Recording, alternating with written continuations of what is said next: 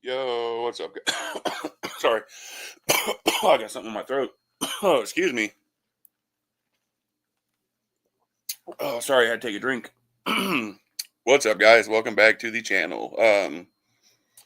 So today I had a whole separate video planned, part two on the Protestant Reformation.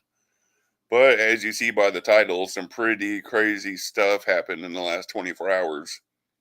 And anytime these type of crazy world events happen, I'm going to jump on them as soon as I can. So if you haven't seen in the news, you see by the title,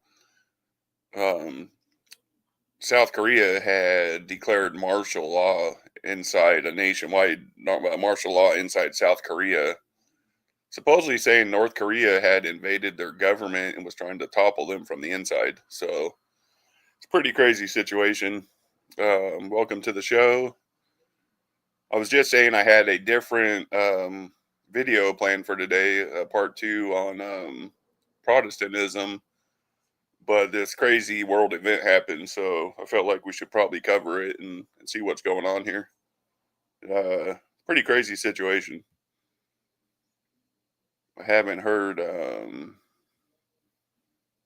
I haven't looked too much into it. I just heard they said he declared martial law, and they said North Korea was basically had spies inside the government or something. So here we go. Let's see what's going on, guys. From South Korea, where President Yoon Suk-yeol has declared martial law.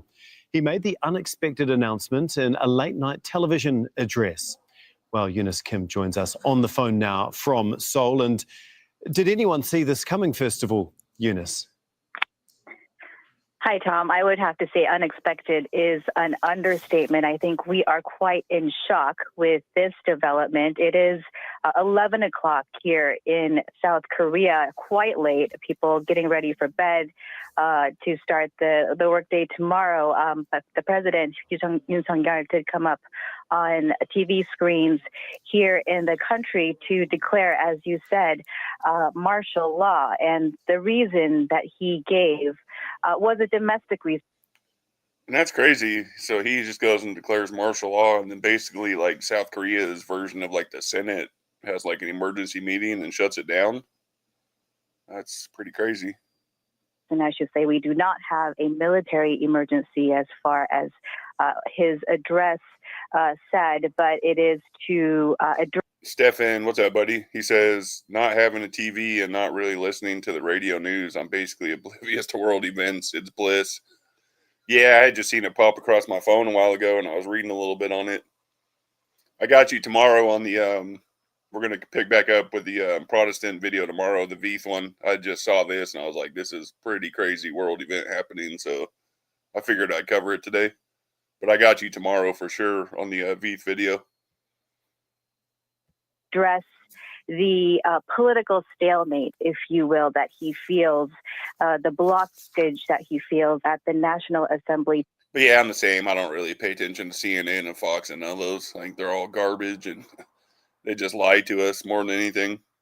To push through his legislative agenda, we know that there's been quite a bit of political. Really, the only type of TV I watch is like documentaries or like documentary style shows. Like I watched that Skinwalker Ranch just because I'm interested to see what they're pushing. It's like I don't know, for me it's like they're gonna make some big announcement on that show. They've been acting like they got a giant spaceship under that mountain or something. So I think it's all just propaganda to probably prepare people for something they got planned or something. But that's about the only TV I watch is like history and documentary style stuff.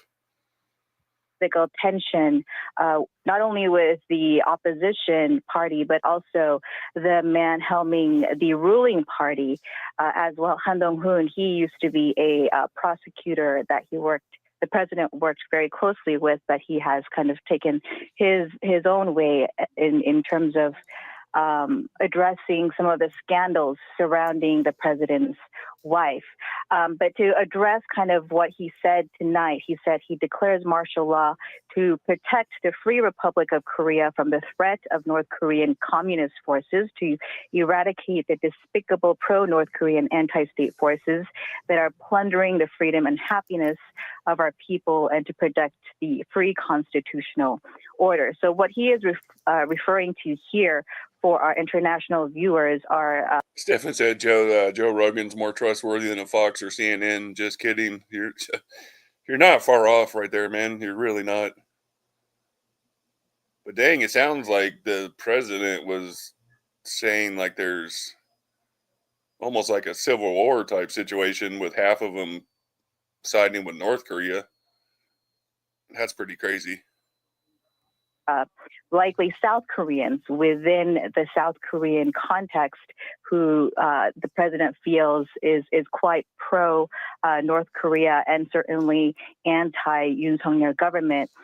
We do know that the president's approval rating really has struggled ever since day one. He's had some of the lowest approval ratings. So it's basically the same thing that happened in America under Obama's presidency. He appointed so many radical Muslims to office, and that's pretty much, we're seeing the effects of it right now. People like that girl AOE and all them, he literally did the same thing to us. He put so many radicals in power, and we're literally seeing it take effect right now with all the laws. It's crazy. Of past South Korean presidents, and currently, as of last week, we saw it at 25%, according to the pollster Real Meter here. But once again, just emphasizing, this is quite a development that I think everybody is trying to understand why and what this means for life here in South Korea. He did mention that this does not have, or this will not, greatly impact external relations. But again, underlining there's no, military threat from North Korea as far as we know now. But this does seem more to be, like you domestic. say, it does seem to have taken many people by surprise. Yeah, but the last few weeks I've been hearing threats from the North about them bombing South Korea and nuking them and all kinds of stuff. So, I mean, this could get out of hand real quick. We already saw what happened in the Korean War. So, I mean, obviously North Korea wants all of Korea back, united under one Korea, which would be them. So this could really get out of hand real fast. Also, it's curious. The last couple months, I've been hearing rumors about martial law coming here. So I find that pretty interesting. I've been hearing martial law coming here under the pretenses of basically Trump going after like the cabal and all them and the deep state. So people will be cool with it when they see it happen. They're like, okay, it's for a good reason. So this is pretty crazy. Some reaction. The South Korean opposition Democratic Party leader. I figure if they brought in martial law under the pretenses of Trump saying we're going after the cabal and the cartels and all the deep state, people are going to be cool with it, and they're not going to be panicking. They're going to be cool seeing all the walls up around their neighborhoods and army tanks, and they're going to be like, oh, it's for a good reason. He's taking out the bad guys. But I don't think that's really what's going to happen when they do that. I think that's when they're coming for us Christians. Has said the declaration of martial law is unconstitutional. We're hearing that others are saying that the declaration was wrong and there are vows to block it. Can you just give us an idea of how people are reacting to this? And I know I paused a lot, but I don't know if you guys remember under Obama's administration, he brought in something like 5 million guillotines into America from, I think, Germany or somewhere. And a couple news outlets picked up on it, but none of the big mainstream ones. And it kind of just got brushed under the rug. And I remember that, like, wow, what is he bringing all these guillotines in for? I knew what they were for. I was like, that's going to be for the Christians when they're ready to basically come after us.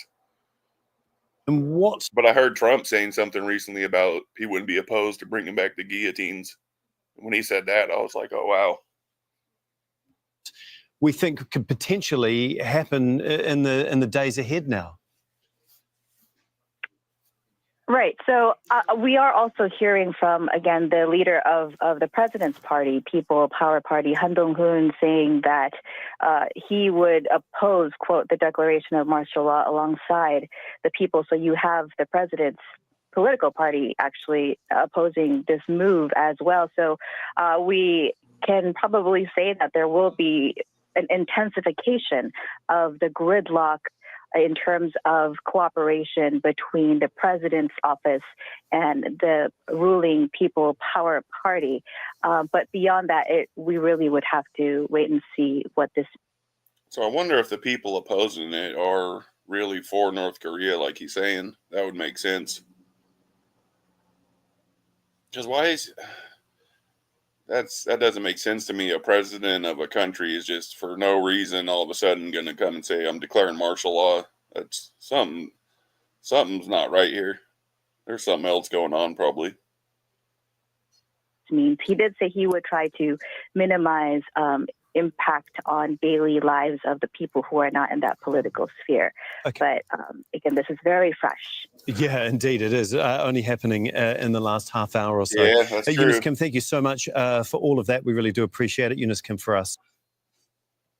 Stefan said this world sure is in turmoil, but things will have to get worse to usher in the monad.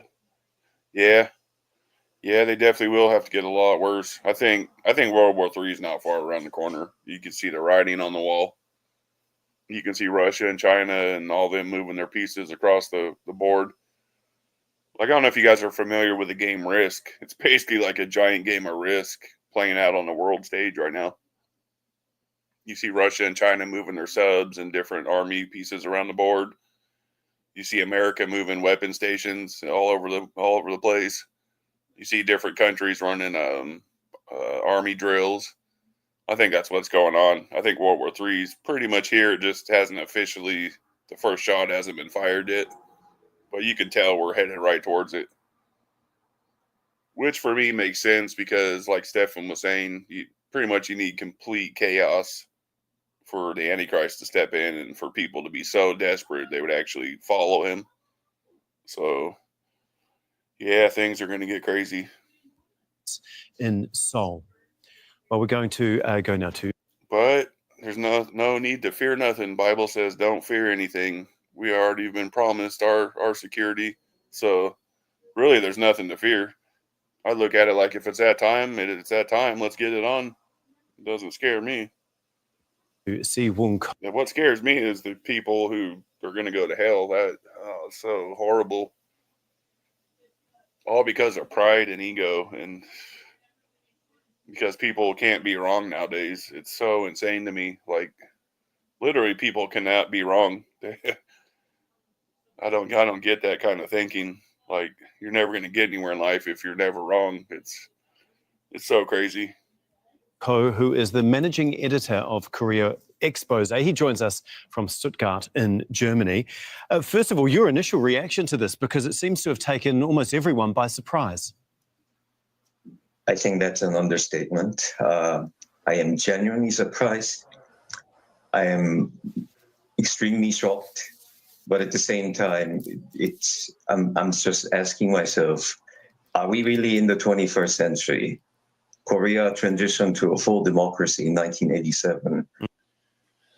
See, that's what's crazy is literally there's now with this North and South Korea thing, there's literally 3 or 4 different things going on that could easily take us into World War III. We got the Ukraine-Russia situation, the Israel-Palestine and the whole Arab world situation, and now the North and South Korea situation. Like, any one of these could lead to World War III happening. But it's like Bible says, you'll hear of wars and rumors of wars, and that's exactly what we're seeing right now. Everything is literally playing out right in front of our eyes. I actually feel lucky we're in this generation. I feel lucky we're in a generation that gets to witness the end times. That's just crazy to me. We're going to be the ones that get to see it. And we have not seen a maneuver like this since then. Okay, so why would the president do something like this? So officially in his statement, he says there has been Yeah, I figured you meant to say man of sin there. Unreasonable obstruction to his policies from the opposition, which currently controls the National Assembly. And he says that the country is currently under great threat from communist forces and that he needs to restore order. And that requires extreme measures like this one. In reality, the president, Yoon Suk-yeol, has seen his approval rating plummeting in the last several weeks. And See, if that's the case, why did he back down when basically I don't know what theirs is called, parliament, or I don't know what their body under the president is called in South Korea. But why did he back down once they came out and said, no, we're voting against it? That's what's kind of weird to me. Why didn't he stand on business and be like, no? So I don't know, something doesn't seem right about all this. months. And yes, the public knows that he has a background as a prosecutor, and he's always used a very strong anti-communist rhetoric. But for him to go this far is just simply astounding. Yeah, it seems to have taken almost everyone by complete surprise. That's what I'm saying. To go that far is like a major step. Like, you don't see that. A leader coming out and saying, I'm putting the whole country under martial law. Like, what made him get to that point, and then what made him back down, unless he was threatened afterwards and then fearing for his family or something. But something just seems weird here. Something seems off. Just getting some information in now that the entrance to Parliament is now blocked and lawmakers cannot enter at this point in time. The South Korean opposition leader Lee says that Parliament will do by Yoon's martial law, but the military may try to arrest members of Parliament. I mean, how extraordinary would it be if that was to happen? This is heavy. It's warm. Loads of pockets. I'm impressed with it. This is the best skin. It would indeed be extraordinary. And see, with they got the demilitarized zone there between North and South Korea. So how would Kim Jong-un have gotten basically spies across the border? They would have had to have been families that were planted right after the Korean War time. And how would they be communicating? That's what to me. Unless they're just radical. I mean, unless they're some type of like America's Antifa, they're just complete radicals that side with the North. I mean, I guess that can make sense. Yes, as you rightly point out, the parliament has the power to call on the president to lift martial law if a majority of National Assembly members were to agree. And indeed, that is precisely what we would see the opposition doing. But if the military is blocking the lawmakers from entering the building, then we are really going into a completely uncharted territory in the history of South Korea. Yeah. I'm also seeing...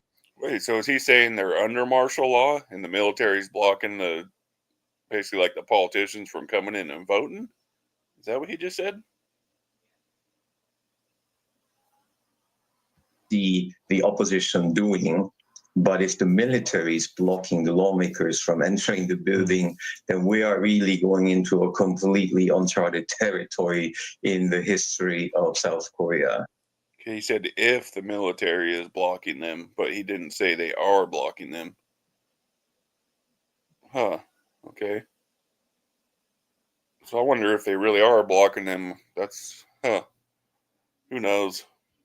Yeah. I'm also seeing online on major news portals of the South Korean internet sphere that many articles related to the current political development have been either blocked or erased. So what does martial law mean? I mean, obviously we've seen the military step in at Parliament. Some websites are now... Stefan said, how would they communicate? ? No idea. Yeah.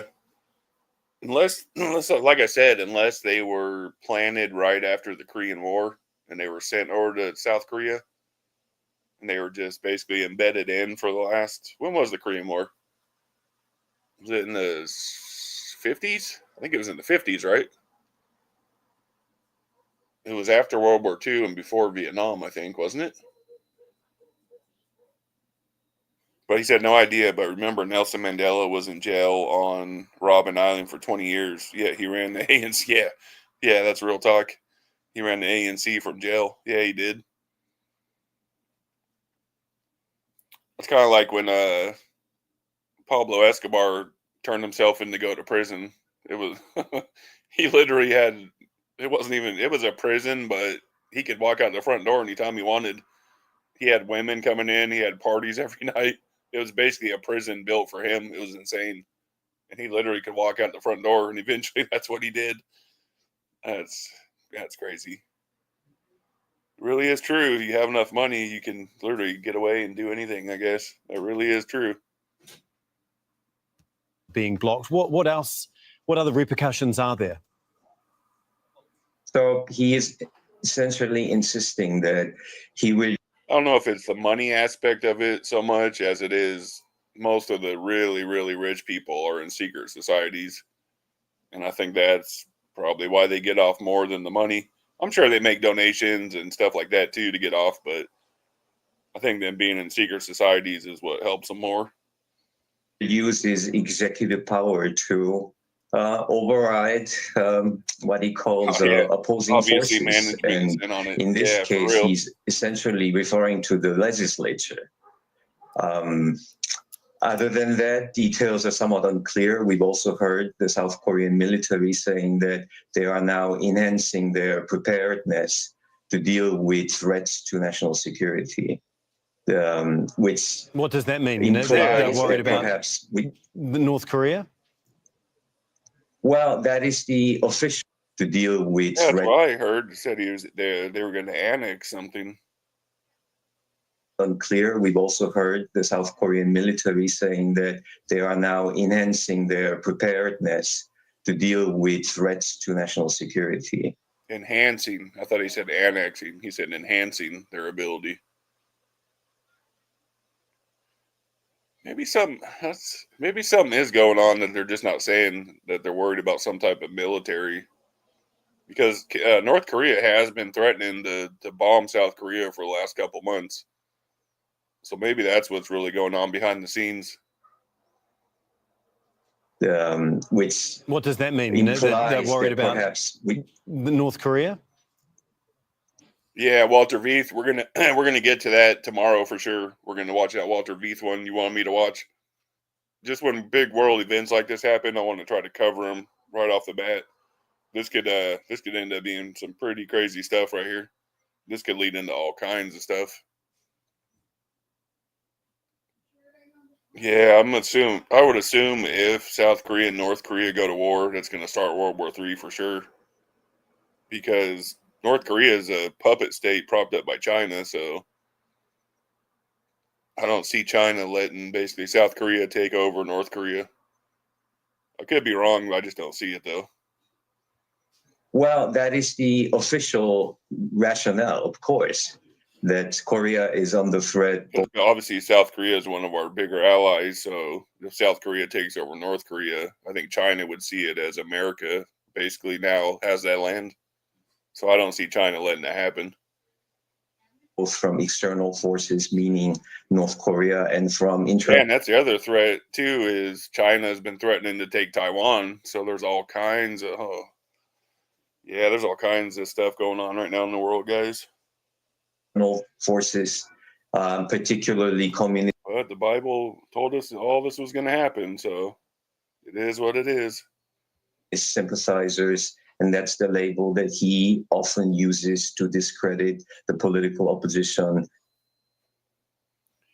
Stefan says, Walter Veith explains how all these leaders are part of the same secret societies. Churchill, Kennedy, Thatcher, Clinton, etc. They must create chaos first to get the order they want. Correct. The Phoenix. Yep. Rise from the ashes. Order from chaos. Yeah, it's one of their main slogans is order out of chaos. For sure. But that makes sense. Like I said, people are going to have to be so desperate to basically fall down and worship the Antichrist. Because there's going to be Christians that do it. I'm telling you. when that threat really comes and they got to sit there and watch their family be killed or something, there's going to be Christians that give in. I know there are. It's sad. But yeah, they need complete chaos for people to get to that point. So, yeah, I agree with that. And I think that's when the Antichrist will come in, like after World War III and all this crazy stuff happens. And he'll be like, oh, I'm the only one that can basically solve all this. That's the only thing that makes sense. the main opposition Democratic Party, which is in control of the legislature.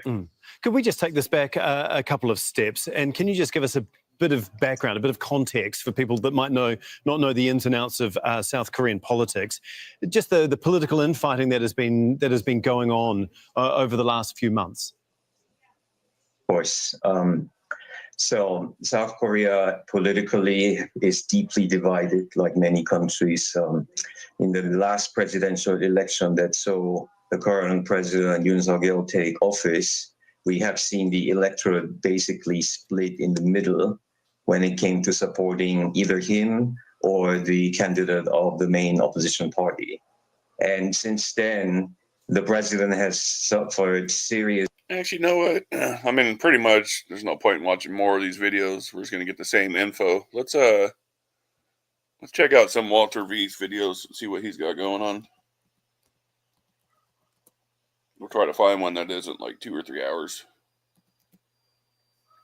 I typed in Walter V's Maitreya looking for, I know you said he's spoke about Maitreya a lot. I was going to try to do one of those in my Maitreya series.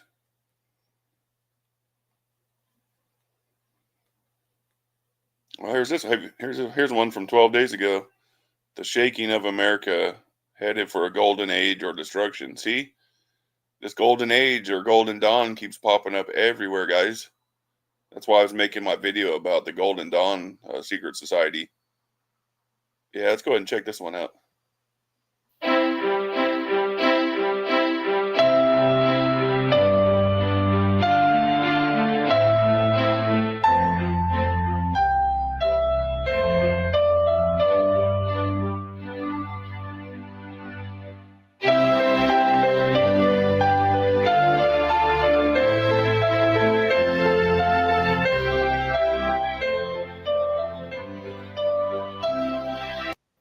Hello, and welcome to another episode of What's Up, Prof.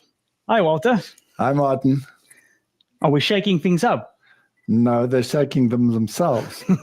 We've got nothing to do We've with got it. nothing to do with it. It's just happening. Well, before we get into this, let's open with a word of prayer. Let's see, like English or Australian or something. Our Heavenly Father, we are living in very tumultuous times, and we cannot go ahead if you are not with us. So we ask, please enlighten our minds with the Holy Spirit. And Okay, there's a new episode every week of that we this. do the All right, things I'm that you gonna want subscribe us to to it. do. In Jesus' name, amen. Martin, when the image of the beast is formed, then So the image of the beast, I've been working on my Maitreya series. For the last 10 years, they've been talking about how they're making this like 600 foot tall Buddha statue for Maitreya. And if he's the Antichrist, I'm thinking that possibly could be the image of the beast that talks to people. I've been keeping my eye on that statue. It's supposed to be built here pretty soon. we can expect the final events to take place. Will that be also then South African. Okay. running up to the healing of the wound? Yes, the wound will then be healed to the point where their legislation becomes international legislation enforced by the second beast, the United States of America. Now, we've been talking a lot about this. Okay, so he's under the opinion that the beast are countries, that goes back a long ways. They've thought that for a long time, different groups. So our backdrop, I think, is, rather I interesting. know a lot of people say the first beast is Rome, that the mortal head wound was Rome basically coming back from almost being from destruction, basically. You have that fist coming out of the ground, power unto the beast. And there's an interesting emblem on that wrist over there. which is, of course, the Vatican's emblem. I mean, who knows? That could end up being the case because they talk about the 10 kings and all that and the 10 kingdoms. All right. So that could be the case. And then you have the Capitol in the back with the goddess on top. Yeah, okay. So, Martin, Well, where are we in the stream of time? And what do the events of the last few Stefan said, for context, Veith believes the beast is papal Rome and the mark isn't for Sunday worship. Yeah, I've heard that for like 20, 30 years too. Because the real Sabbath is Saturday. weeks tell us? Shall we start with a little dance, Martin? Yeah, maybe it's a good thing. But people might become confused and think that we are taking sides. And then Sunday worship, the sun, paganism, the actual sun in the sky, Sunday worship. Yeah. No, we're only happy that the end is near and that we can see prophecy unfolding before our eyes. Exactly. So don't get ideas. No, don't get funny ideas.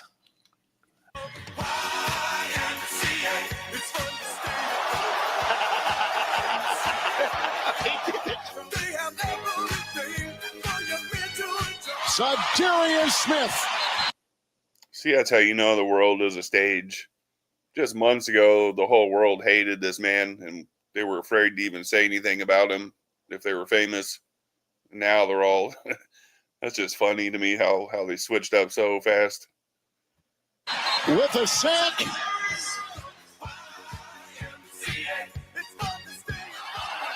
Yeah, for sure. Yeah, Stephen. The flag here was thrown away. Hopefully that's not what it sounded like I was saying. There's nothing wrong with worship on Sunday, but it's a problem if it's enforced by law 100%. Yeah, that's not what I was trying to get at. I was just saying that they say the true Sabbath is really on Saturday. But there's definitely nothing wrong with worshiping on any day. So, yeah, I hope it didn't come across like that. That's not what I meant.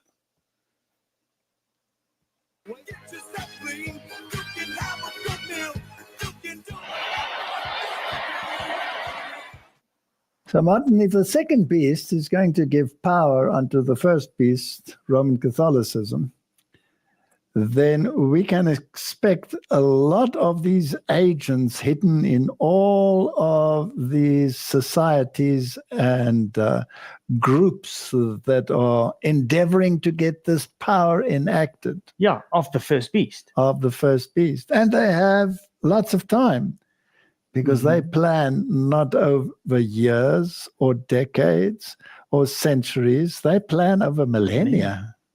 So and another thing is sometimes they are in plain sight, and you get fond of the ideologies that they have, or they induce a fondness. So that is wandering, receiving the mindset of the beast. So let's make a disclaimer, so that even if we do a jig, Martin, that doesn't mean that we are jigging because we are in favor of the ideology. Yeah, so obviously he believes one of the popes will be Antichrist, correct? Which also could be. I don't think it's this pope. I think this pope is too old and people just don't really care for him. But like I said in the old video, the St. Malachi prophecy of the popes listed the next 112 popes in succession. And this pope is the last one on the list, so it could be the Antichrist, could be the next pope or something. A young pope steps up or something. But something crazy could happen at the Vatican. There was also other prophecies of the Vatican being destroyed and the last pope basically walking across burning bodies and stuff. So, yeah, that all could be very well true. We're jigging because we could be going home soon. Yes, for sure. For sure. When they sing the song of Moses and the Lamb, Miriam did a little dance, didn't she? With a tambourine, so maybe we can do one too. So, Martin, let's go back and look at the role. Anyone who doesn't know, Miriam also is Mary, another name for Mary. Players in the Heritage Foundation, the so-called battle between the Economic Forum and the Heritage Foundation ideology, all part of the Hegelian dialectic to receive this mindset. For sure. So let's have a look at some of this information. The one thing that Davos, you might say, and the people come here stand up for, is liberal democracy. So if the idea that's going to be swept under the table is part of the idea, hopefully that's not what he means. What do you mean? What do you think he means by retribution? Well, it's laughable that you would, or anyone would, describe Davos as protecting liberal democracy. With all due respect, nothing personal, but that's your part of the problem. Political elites tell the average people on 3 or 4 or 5 issues that the reality is X, when in fact reality. All right, Stephen. So when you said that Veith believes the beast is papal Rome and the mark is enforced by Sunday worship, does he believe that's going to be an actual mark that's on the body too? I'm just curious on that, because I was sitting there thinking, like, how, if it's not like a physical mark on the body, how would they keep people from like buying and selling and that kind of stuff? So does he actually think it's going to be like a physical mark they put on people too? Or does he think it's just going to be basically like spiritual, like you said, enforcing the Sunday worship? Reality is why.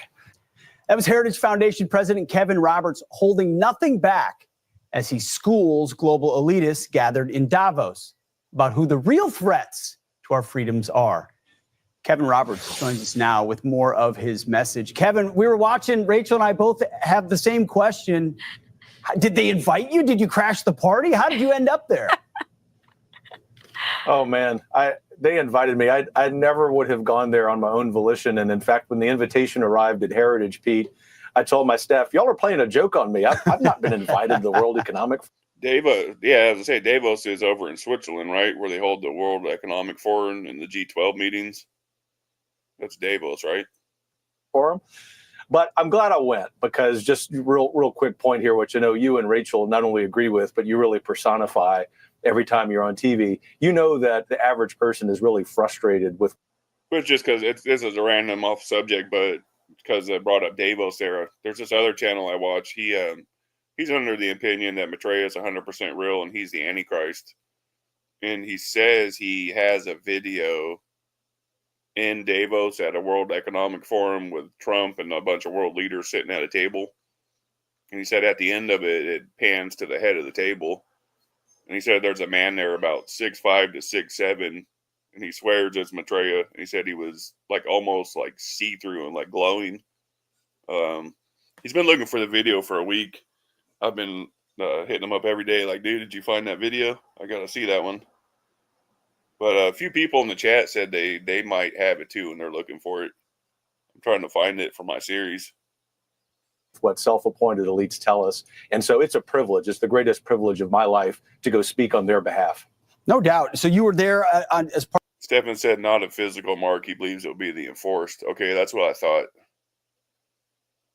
See, which for me, I'm thinking how would they enforce people being able to go into stores and buying and selling if it's not a physical mark? How would they know who has it? Would be my question, I would think.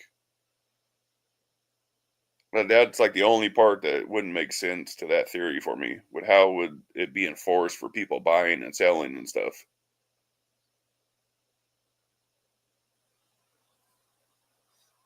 And on the forehead, the reasoning part of your brain, and on the right hand, most people are right-handed, implying an action. Okay, I see what you're saying.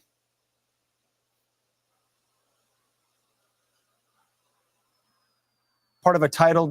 Yeah, it's just something I've always wondered about that belief. There is, how would they know who did it, and how would they stop people from buying and selling?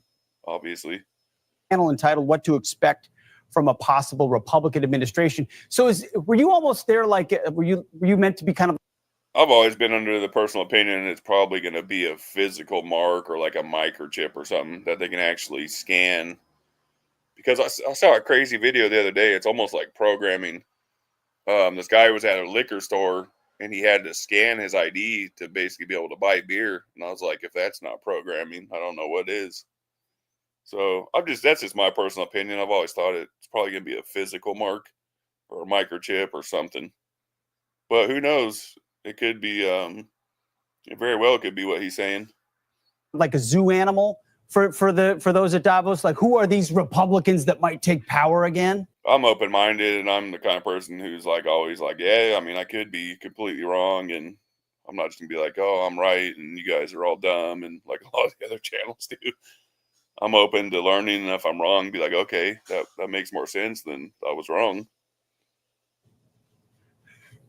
Yeah, that's how they looked at me, especially after the panel. You know, as you might imagine, there were only a couple people who came up and told me they agreed with me. Sure. And in fact, it reminded me of when I was the one conservative Christian professor in the entire College of Arts and Sciences at a major university in the Southwest. So I guess to some extent, I've had a lot of experience with that kind of thing. And I kind of relish it, because when we get the opportunity, as y'all know, to speak truth to power and to do it eyeball to eyeball, there is nothing more satisfying. Absolutely. And so, Martin, it seems as if the one side has now taken the ascendancy, right? It seems like it. Over the other side. So the Hegelian mindset shift, by creating the ridiculous, you get to the synthesis. Remember how many years ago when you had the rhetoric that... Also, I've always felt that when the Antichrist appeared, I've always felt the Pope would probably be like in his inner circle. It only makes sense. We have to drain the swamp. The whole time, the World Economic Forum and all the global elite. Or possibly the Pope being the false prophet of Revelations. I've always thought too. And then the Biden administration took over. And actually furthered this agenda to rile up the people even more, to move them to another position. Because you have to move the left a little bit to the center and the right a little bit to the center so that you can get this synthesis. So you can come in, dude. Yeah, just let him in. Just don't talk too much. I don't want you on the internet. My bad. My nephew, my dog came in. Stefan says, how will they control us? ? I don't know, but just look how quickly everyone came under control with this last pestilence. Yeah, for sure. No V, no work, travel. See, that's what I thought. I thought that was a test run for the mark to see how everyone was going to react to it. That was just my personal belief when it came out. I know a lot of people were like, oh, that's the mark. And I was like, I don't think so. Because I had heard a lot of people were getting it in their left arm. And I was like, that doesn't line up with scripture. It says right arm or forehead. So I thought it was a test run to gauge people's temperatures. So what did we say the whole time? We said that the pendulum will swing. And now it did. So now people will get sympathy or will stand with what we've just seen. Now, Martin, what's fascinating to me is that the two that are in that video that we just played, the one is Pete Hegseth, who's now been nominated as Defense Secretary. Yeah. Now, that's a fascinating thing. And the other one, Kevin Roberts, is part of the Heritage Foundation. Now, Martin, didn't Trump isolate himself or distance himself from that ideology in order not to totally alienate the Democratic vote? Yeah, no, completely. So it's very interesting how these role players come together, and we need to know who are they and what are they doing, what do they belong to, and does it further the agenda of the first beast? Exactly, because we can easily get on the bandwagon and want to join behind these guys. Because they're bringing such a logical message against this backdrop of, excessive liberalism. Yeah. So let's have a look at what Kevin Roberts actually has to say and what he stands for. Yeah. Let him speak for himself. If I were, as a Roman Catholic, if I were sitting with my family or with friends in this room in a Catholic setting, I could speak in a certain way. The difficult thing for those of us who are in politics is that, even at Heritage, where we're really zealously focused on policy, not elections, policy outcomes often are determined by who wins the election. So we have to pay attention to the elections. Yeah, I was gonna say, I don't know if I believe all what he just said. I think they're more involved than that. Challenge for us is we feel like Rome, Washington, is on fire, and that there isn't enough time. But in fact, we are on God's time. And it's trite to say that, but we also know that it's true. And we know that Mother Church doesn't think in terms of days and months and presidential election cycles. She doesn't even think in terms of decades. She thinks in terms of centuries and millennia. And I have to tell myself, as an American exceptionalist, a historian of the American founding who loves this country and can never give back to it what she has given to him, that even America can get it wrong sometimes. Well, Martin, it seems Mother Church has taught him well. She thinks in terms of millennia, and her aim is to get the power back. Yes. That she lost. That's the main aim. Now, which organization, Martin, is the one that was raised up to counteract the Reformation and get that power back? The Jesuits. Yes. That was the whole aim of the Jesuits. They've done a good job educating most of the role players that we're dealing with in the first place, including the presidents and their children. So it doesn't matter which side. So let's have a look at Kevin Roberts. Yeah, Stephen said, war is not fun. I've already been conscripted for military service and battle, and I've seen some serious civil unrest. Yeah, that's what I was going to say yesterday when you said you were from South Africa. I was saying I don't know how old you were, but I was asking if you were around for apartheid, and I was like, I bet if you were, you saw some crazy stuff during that time. Because when it was apartheid, it was from like the 40s to like the 90s or something. But if you're around there, I know you probably saw some crazy stuff. As architect of Project 2025. The Guardian tells us that he has close ties to the radical Catholic group Opus Dei, God's work. Yeah, and what's crazy about war now is these drones. I don't know if you've been seeing some of those videos. That is, these new drone warfare is insane. That's just wrong. Like,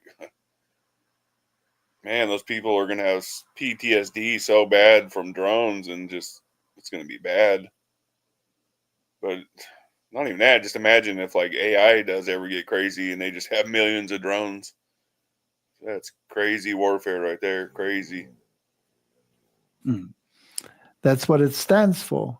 And these people are known for wearing bracelets that cause pain to remind them of their obligation towards Mother Church.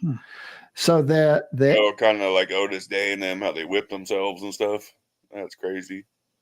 Efforts are aimed at restoring the power of the papacy. Cool.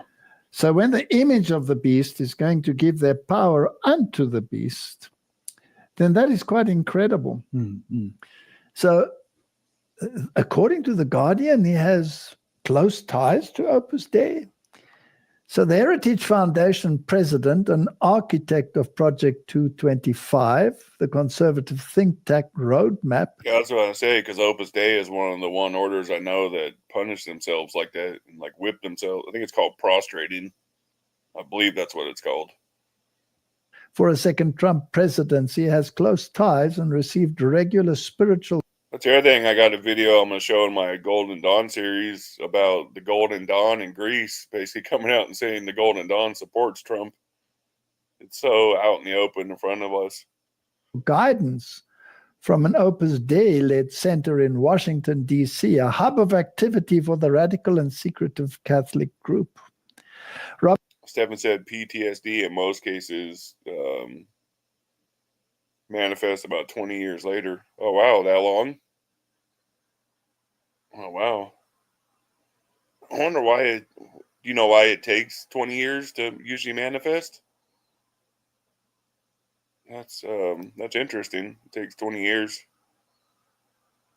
Roberts acknowledged in a speech last September that for years he has visited the Catholic Information Center. Yeah, I've never really had nothing that caused me PTSD. I got stabbed in my lung when I was younger, and it collapsed my lung, but I'd never had PTSD from it. I think it's because I'm a Libra, and I'm just so relaxed and reserved and stuff anyway. It just, I don't know, it didn't bother me. It was just, I don't know. I never really thought about it or nothing. But I've had friends that went to the Iraq War and were shot and stuff, and they had it bad. So I know it's horrible. That's it sucks. Anybody who's ever has to go through that, it's horrible. A K Street institution headed by an Opus Dei priest and incorporated by the Archdiocese of Washington on a weekly basis for Mass and formation.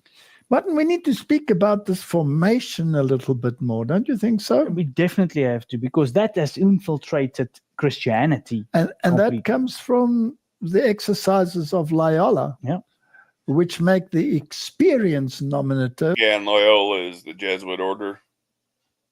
instead of the word, a very dangerous precedent.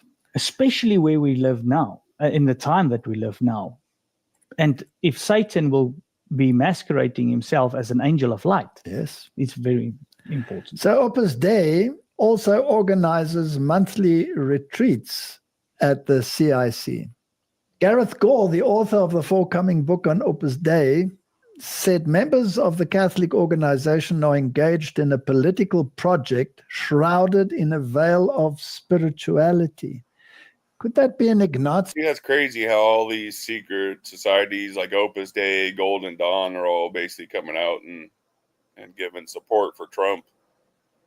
That's crazy.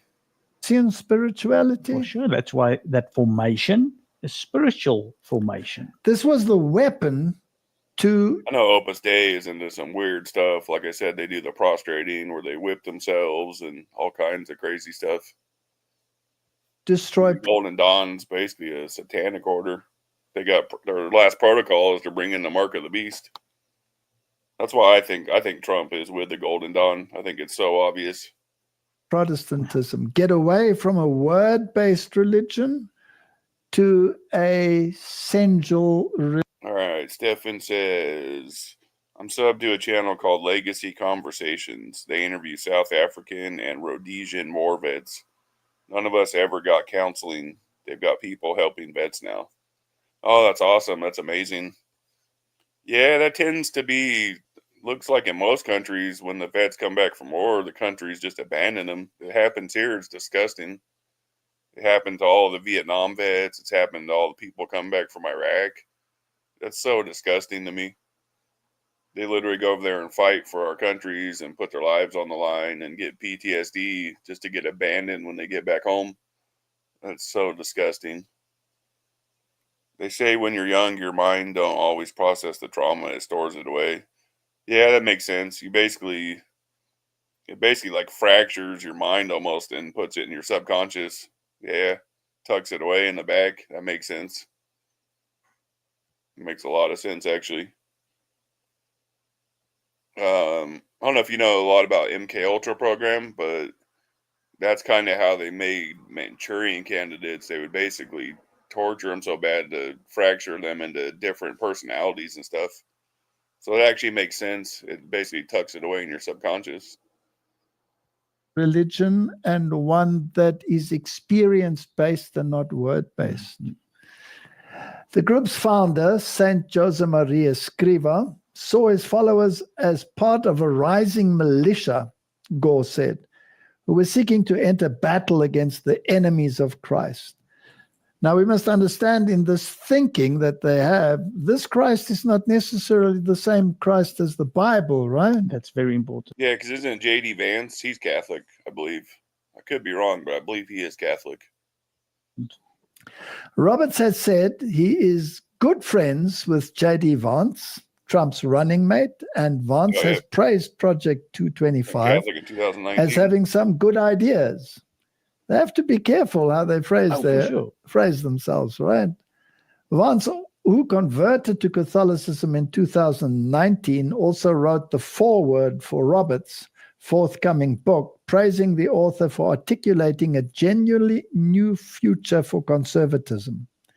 We are now all realizing that it's time to circle the wagons and load the muskets in the fight that lay ahead. These ideas are an essential weapon, Vance wrote.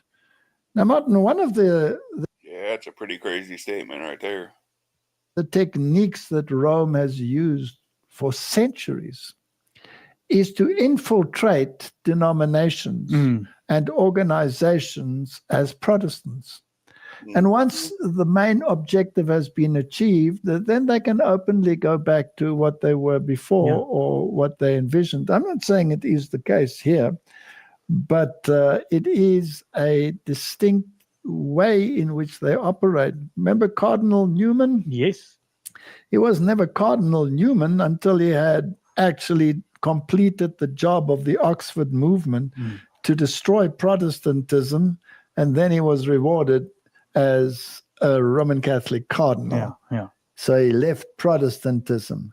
So are these muskets ready to be loaded? Are the wagons ready to give the power back unto the beast? I think for sure. It's interesting to see that all the cabinet members of Trump, the appointees, and we'll see that they all have affiliation with the Kevin Roberts and his Heritage Foundation. Yes.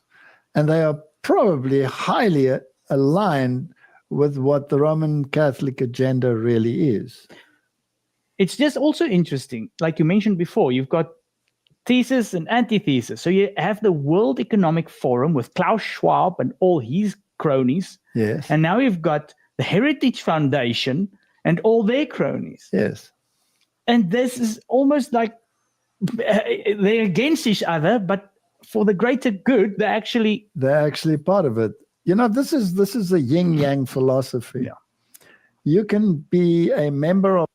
Yeah, everything with them is duality. Yin-yang, it's basically duality. Stefan said, Legacy Conversations interviewed Veith as well. He served as a signaler. Don't think he saw action, though. Okay. Yeah, I'll check them out, too.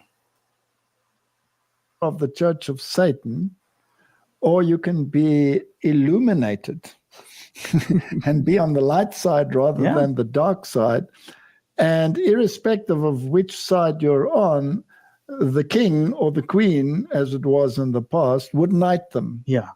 It's like black magic and white magic. Yes, this is exactly what it is, for the greater good. Now, let's have a look at Pete Hegseth. And this is also very interesting. This is the... If you guys know about Masonry, that's the black and the white, good and evil. It's duality. That's one of their main things is duality. Times of Israel. And they're saying that Trump's nominee to lead the Pentagon has multiple Christian and Crusader-inspired tattoos. Now, these are cross right there. tattoos of Roman Catholic orders, secret societies. Yeah, he's got the Templar cross right there. The one on his chest there, for example. So his tattoos, political views, and religious affiliations and background are consistent with an extreme strain of Christian nationalism, according to Matthew Taylor, a scholar of the Institute for Islamic, Christian, and Jewish.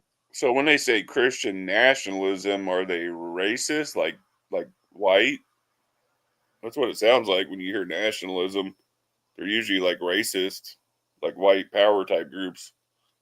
Studies. Specifically, he appears to belong to a French denomination known as Reformed Reconstructionism. Now, we've dealt with that before.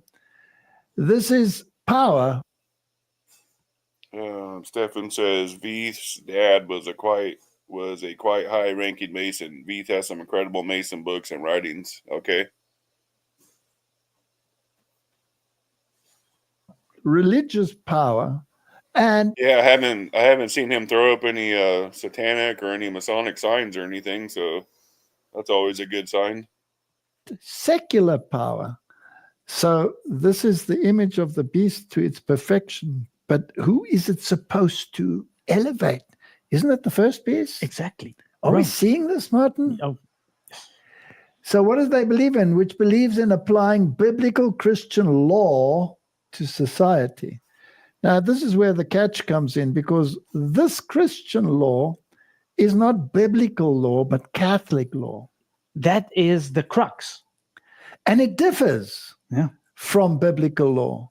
And the Bible is very clear. In vain they worship me, teaching for doctrine the commandments of men. And it's, of course, exclusively male leadership and actively preparing the. Steppen says Christian nationalism is a movement to declare the USA a Christian country. Oh, okay. I was just curious because normally when you hear nationalism like that, it's usually tied to some type of like group like that. That's why I was just curious. World for the prophesied return of Jesus.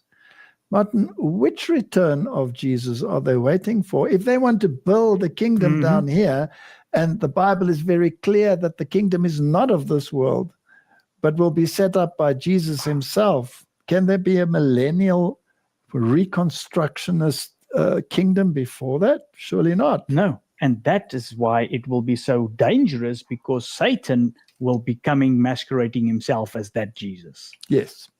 One of Heckstedt's most prominent tattoos is a large Jerusalem cross on his chest, a symbol featuring a large cross potent with smaller Greek crosses on each of its 4 quadrants. The symbol was used in the Crusades and represents the kingdom of Jerusalem that the Crusaders established.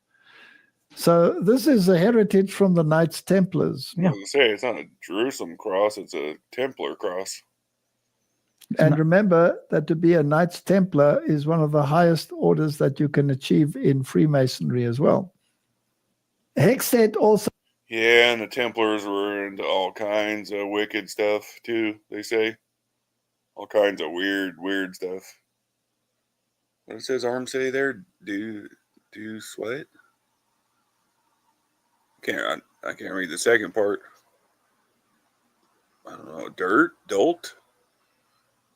Also has Deus means, I don't know what the Deus second word Latin is there. for God wills it tattoos on his biceps.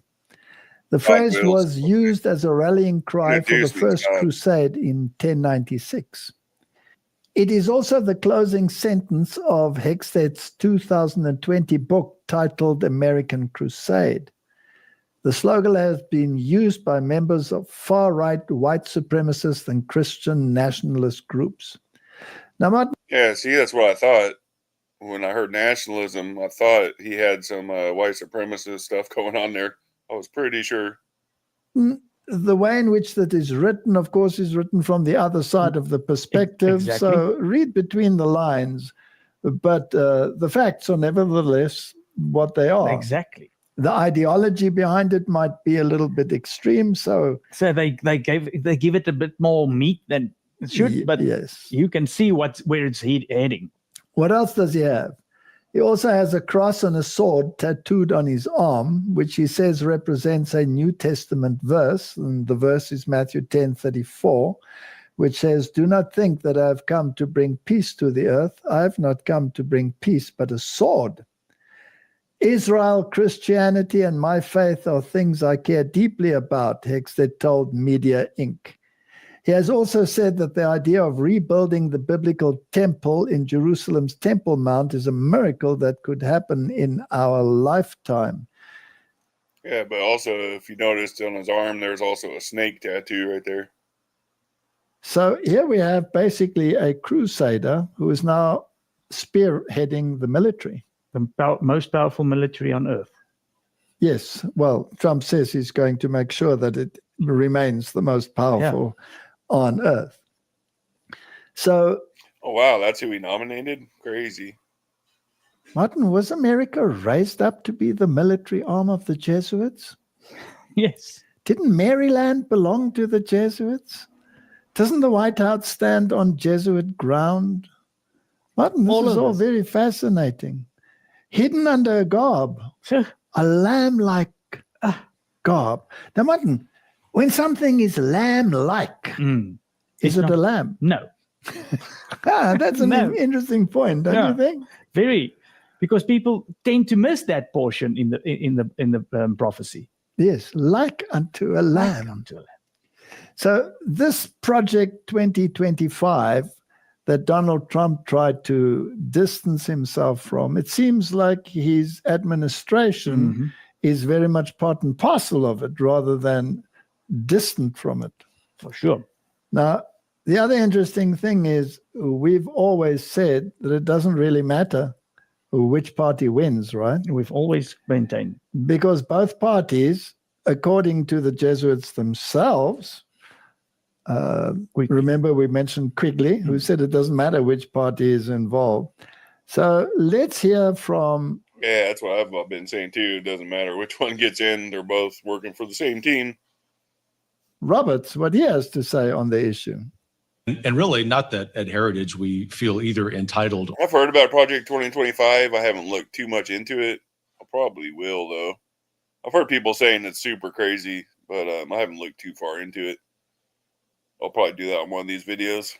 Or defensive about Project 2025. We just are resolute because it's now policy-making season. This is something that we've done for 44 years, since 1980 with Ronald Reagan. We understand that, of course, President-elect Trump and Vice President-elect Vance will make all the decisions. Having said that, Project 2025 is the single greatest, biggest scope of personnel and policy work that's ever happened, and we're very proud of it. It represents several dozen million Americans, if you think about the 110 organizations who are part of it. Once again, totally up to the president-elect and vice president-elect. We operate in service to them and to the American people, but ultimately, to get to the heart of your question, Joe, the American people have won here, and we look forward to playing whatever role, formally or informally, that we can to support that. Well, did you anticipate the backlash? You mentioned Ronald Reagan. The mandate for leadership was something that was actually pretty well received as a policy paper. It helped to put Heritage on the map. Was this supposed to be another version of that, or sort of a quiet policy paper that you would provide whatever the incoming administration would be? It is very much designed, as all of our previous projects have been designed, which is to be of service. And if I had to predict, the next administration is going to be filled with excellent men and women, not just because of the work. Yeah, I was reading a little bit on my phone right now, Stefan. It says 2025 is a historic movement brought together by 100 respected organizations from across the conservative movement to take down the deep state and return the government to the people.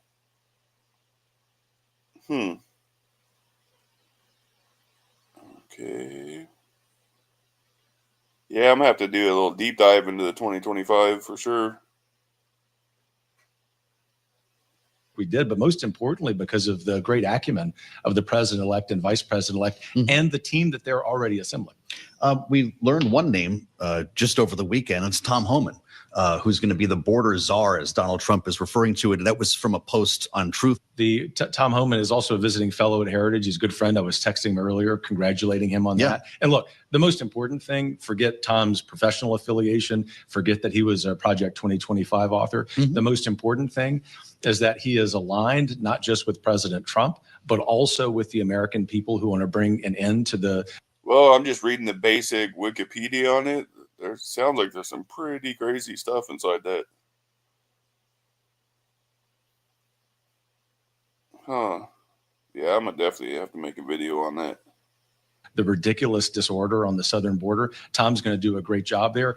In other words, Joe, Project neither today nor a year from today am I going to be sitting in my office at Heritage sort of keeping score about who's in the administration. And so you're saying like a mandatory attendance? That's crazy. That's not why we do what we do. We exist every day to be of service to the American people and to the administration. For that matter, if the Democrats had won, and although it would have been very surprising for them to have called us and say, you got a name for so-and-so agency, we would have done that too. This is the whole point about the work that Heritage does. Understood. So Martin, did he say it went back to the times of Ronald Reagan? Yes. They were instrumental in the Ronald Reagan era with that whole running and getting the Holy Alliance thing going. Now, this Holy Alliance, they tried to create diplomatic ties with the Vatican under Truman already. And the Protestants in America made such a hoo-ha that never floated. They couldn't get it passed. And then Ronald Reagan came and unilaterally just did it. But didn't he? Was he not almost also assassinated? Well, Martin, it's interesting that both he and John Paul II experienced a similar occurrence. Yeah, I never thought about that, huh? The one guy ran up on Reagan when he was getting in his car. Yeah, I never thought about that. I often wonder about those things. And, you know, I'm almost like the doubting Thomas. I would like to see the marks of the bullets, but we have been denied that privilege.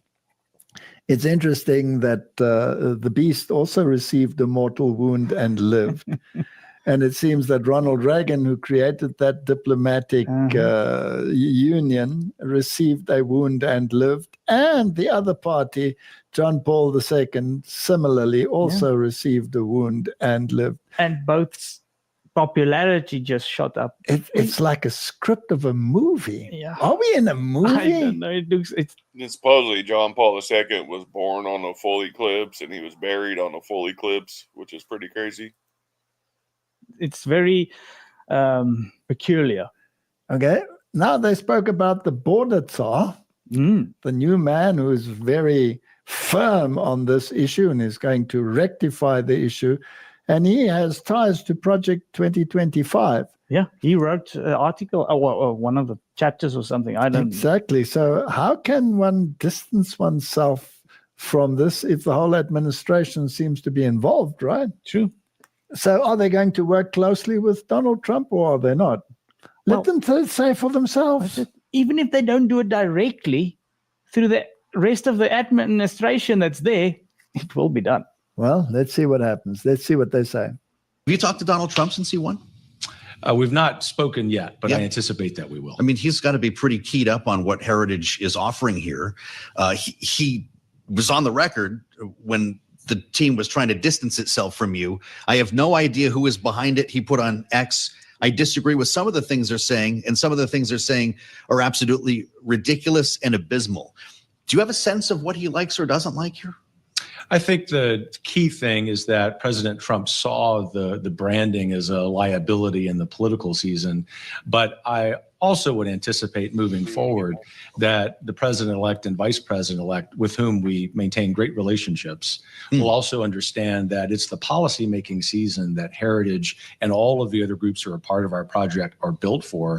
And if they're looking, for example, as President Trump said this morning, to dismantle the U.S. Department of Education, we know exactly where he can go for that plan. Totally up to him about whether he uses the plan. But that's what I'm talking about, Joe, when I mentioned that great ideas and great people rise to the top. All of the political calculations of the last few months, which were very understandable and about which we have no hard feelings, are in the past.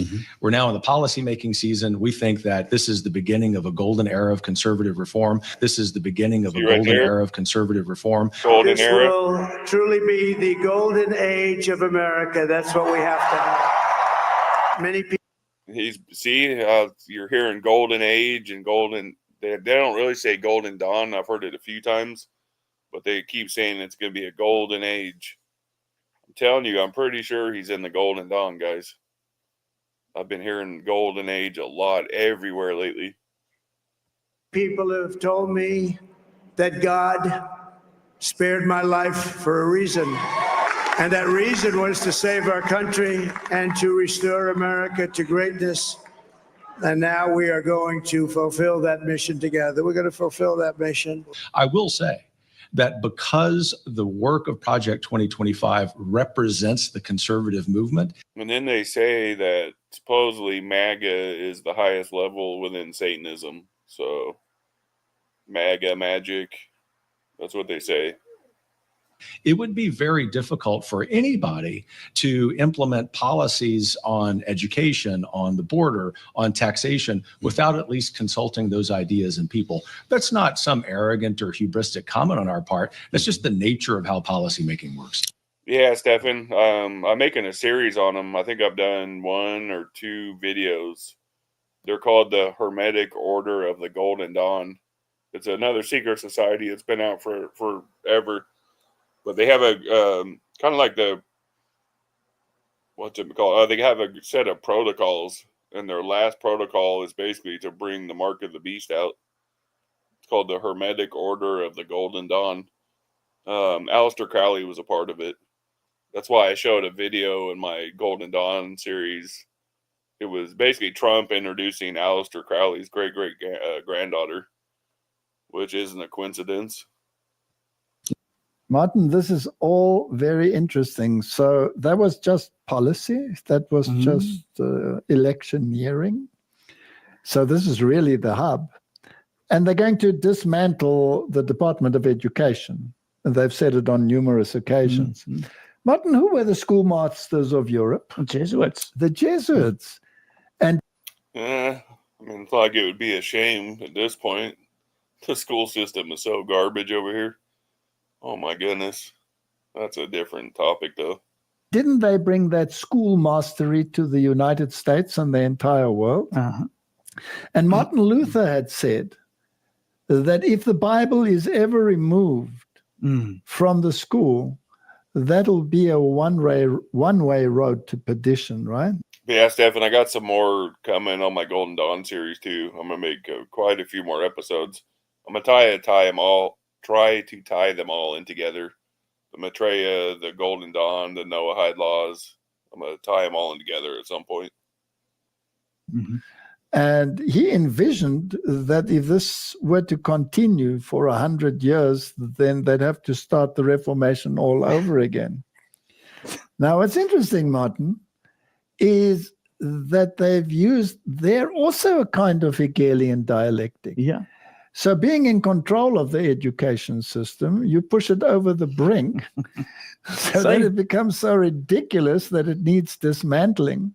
Yeah. And then you bring it back, and you bring the Ten Commandments back, and you bring the Bible back. But you've totally changed the mindsets about the Bible. You've replaced the Bible with experiential religion, so it's not really a threat anymore. Remember when they did that? It started in the 80s when I was in school. They took out the Pledge of Allegiance. We used to pray, all that. They took it all out. More, it's just sort of like a historic document that's lying over there.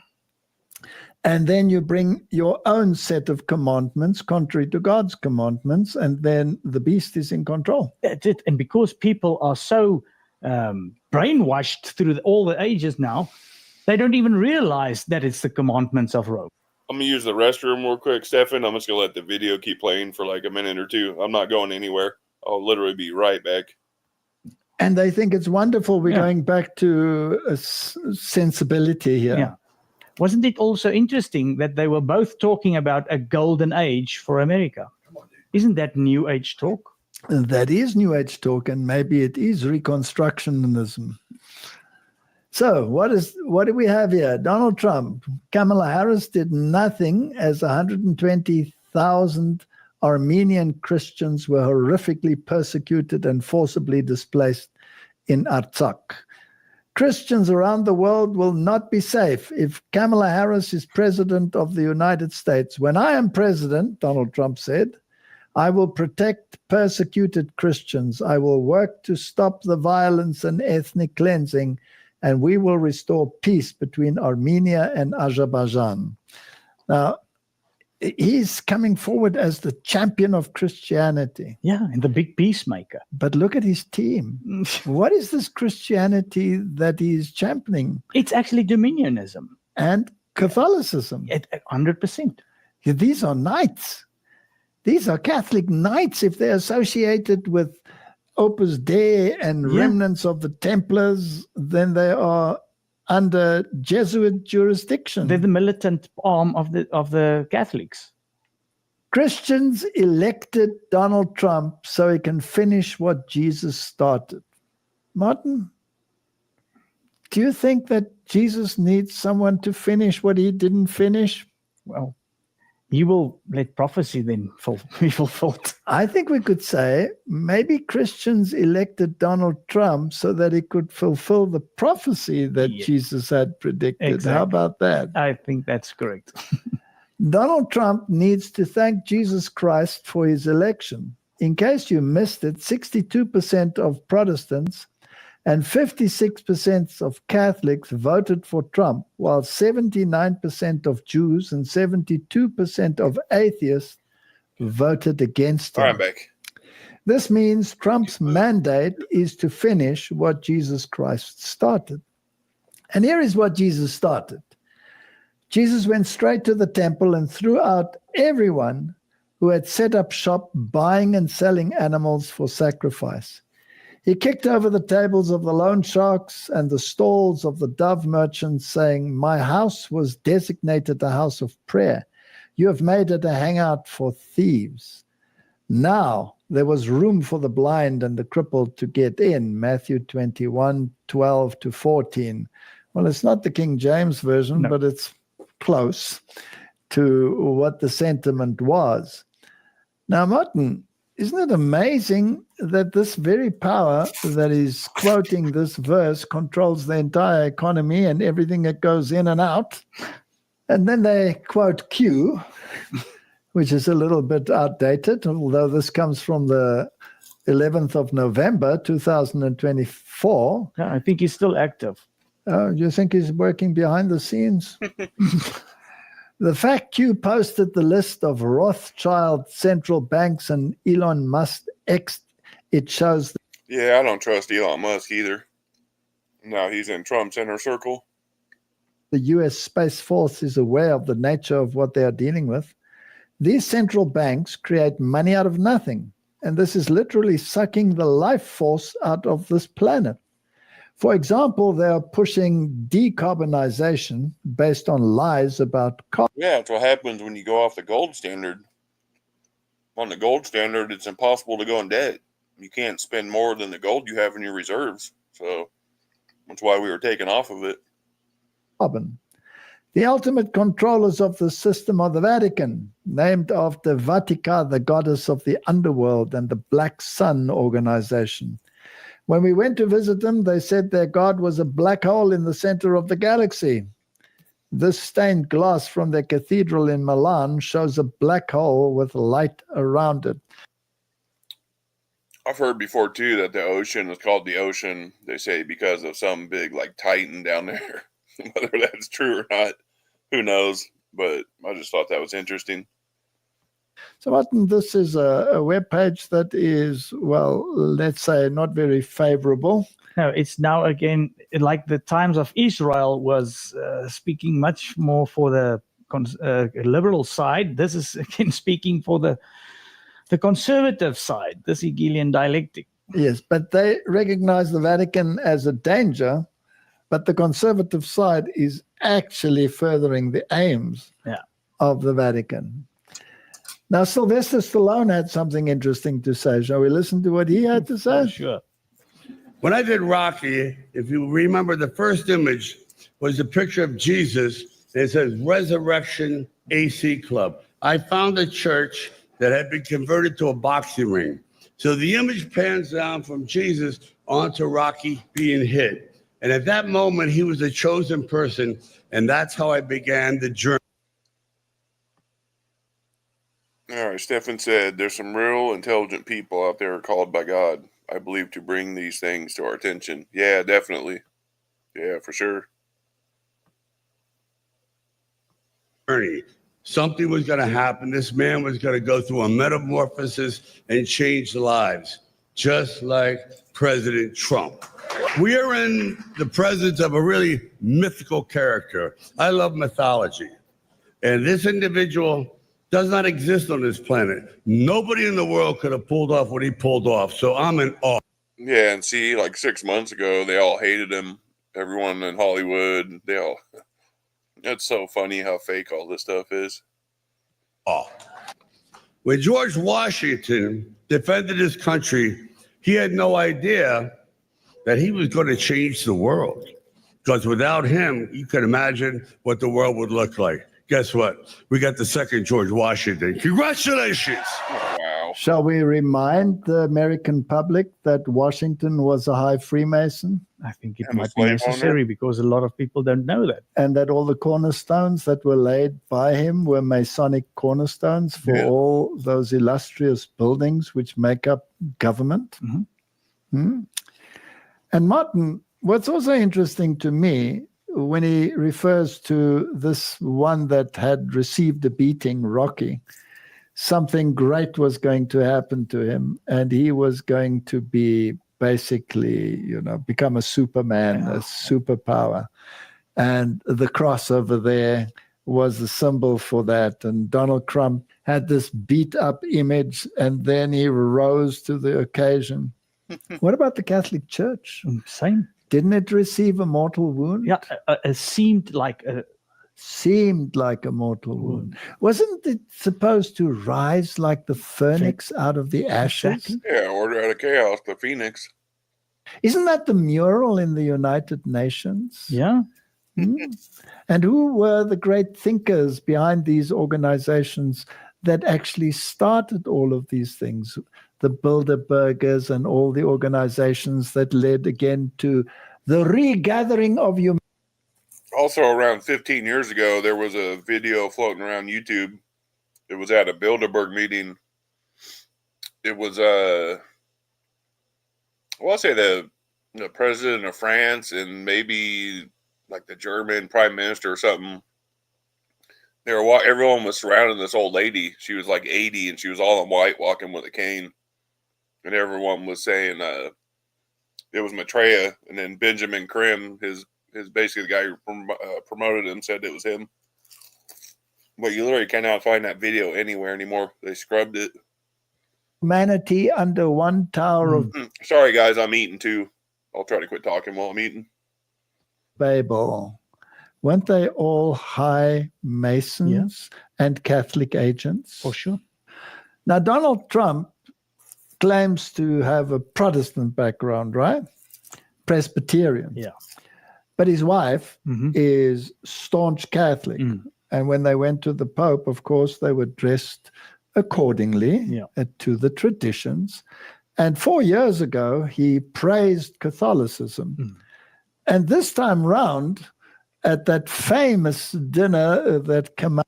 Did you guys ever see the video with Trump? He was with, I think it was Mohammed bin Salman's dad over in Saudi Arabia, and they were standing around. It was like this globe of the world, and it was like white, and then like the countries were all in black. And then Trump put his hands on that, and the look on the Saudi king's face when he did that was like shock, like he saw a ghost or something. I was just curious. I wonder what that was all about. Like it literally, the look on his face instantly changed, like he saw a ghost. And it was as soon as he put his hands on that ball. So I was always like, what was that all about? I don't know if you guys remember seeing that. Mala decided not to attend. He did exactly the same. Yeah. So what is his relationship with Catholicism? Let him speak for himself. Now more than ever, our nation needs a renewal of the values that this organization promotes and that the Catholic faithful live out each and every day in peace. We love the Catholic people. We love the Catholic religion. And above all, we respect it greatly. As president, I will always support you in your effort to serve our fellow citizens and to lift up all humanity. I will protect the Catholic Church, and I will defend the rights of religious believers of every race, religion, color, and creed. We're at the Al Smith dinner, of course. Tell me, why did you decide it was important to be here? And what message is Kamala Harris sending by not being here to Catholic voters? Well, I think you're honoring the Catholic Church. And, you know, I've been a longtime supporter. And I'm surprised she's not here. I think she's the first one in decades, actually, to miss it as a candidate. It was always been a tradition. So I'm happy only that the Catholics are going to vote for Trump now. But no, look, I have a special relationship with the Catholic Church, and I think it was very important to be here. Yeah, I've been noticing on your social media posts at your rallies, you're playing the Ave Maria. You're posting Happy Birthday, Mary, a St. Michael prayer to ward off evil. Is that telling voters something about your spiritual journey? What is that? Oh, that one, St. Michael one. I think it's like defend us from evil. I forgot the rest of it. Something about the wickedness of the devil. No, I don't think so. It's just beautiful to me. I mean, I look at the whole thing, the words and the pictures. The pictures are so beautiful. And I put up some stuff. Somebody else asked me that same question. Yeah. And it's really that I think it's really very beautiful. The Pope was asked about your candidacy and Kamala Harris, and he instructed Catholic voters to vote for the lesser of two evils. Who do you think he means and why? Well, I think he wants them to vote for me, and I stand for really everything that you stand for and that the church stands for, and she doesn't. She's a very different kind of a person. She's a Marxist. Her father was a Marxist and still is a Marxist, and they are not big into religion, I will tell you. And I'm not just talking about the Catholic religion. I'm talking about any religion. The whole Democrat Party's gone really radical left, and I'm the opposite. I am totally in favor of religion, and I also like the Catholic Church a lot. Well, Martin, can it get any clearer? I can't say that you can. What else can you say to make it more clear? Do you remember that he knelt down before this image of John Paul II? So these are all very interesting things. And we need these supermen to make the phoenix rise out of the ashes. Yeah. So let's see what they have in mind in terms of that. That the X-Men have now arrived in reality to rescue the Republic. This is a transformation that has not yet been fully noted, even by the Trump campaign itself, despite its truly and surreal. Yeah, I don't really care for this guy right here either, Jordan Peterson. Not too big of a fan of him. Revolutionary nature. First and foremost among these new supporters and colleagues of the former president is Elon Musk. He truly is, and so comically, an X-Man, as is starkly evidenced by the new name of the controversial social media platform he now owns and was once known as Twitter. He has been struggling to build X, which I'm sure a lot of you know. X is basically a cultic symbol, X and V. The everything platform for decades with that particular moniker in his mind the whole time. The X-Men, like the Avengers, was a group of misfit mutants who came together to save the normies from the various monsters of the world. It is frequently the case that life imitates art, and there were perhaps real reasons stirring in the collective unconscious of the West, inclining us to look decades with that particular moniker in his mind the whole time. The X-Men, like the Avengers, was a group of misfit mutants who came. Yeah, misfit mutants, or AKA Nephilim, fallen angels that came down and mated with the women. That's basically what all those are. Superman, all of them.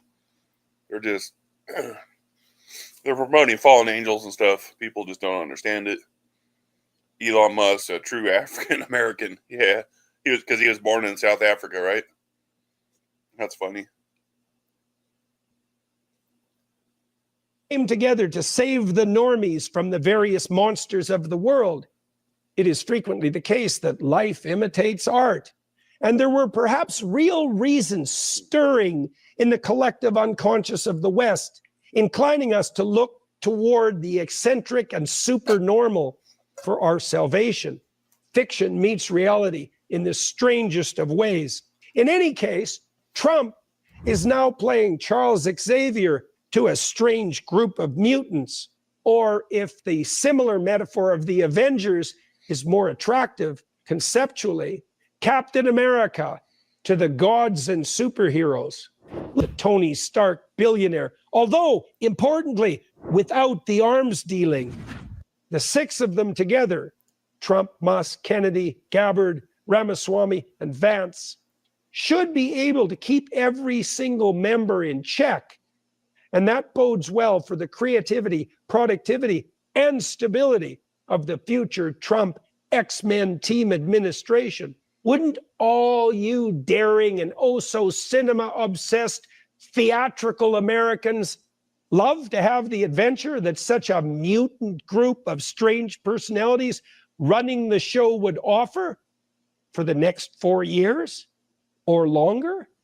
Trump, Musk, Kennedy, Gabbard, Ramaswamy, Vance, that's a dream team. Martin, if that's a dream team, do you think it's associated with the dream of Daniel and John the Revelator. That's brilliantly put. Yes, definitely. I think this could be very interesting because I'm also one who studies the dreams, especially of Daniel and the Revelation.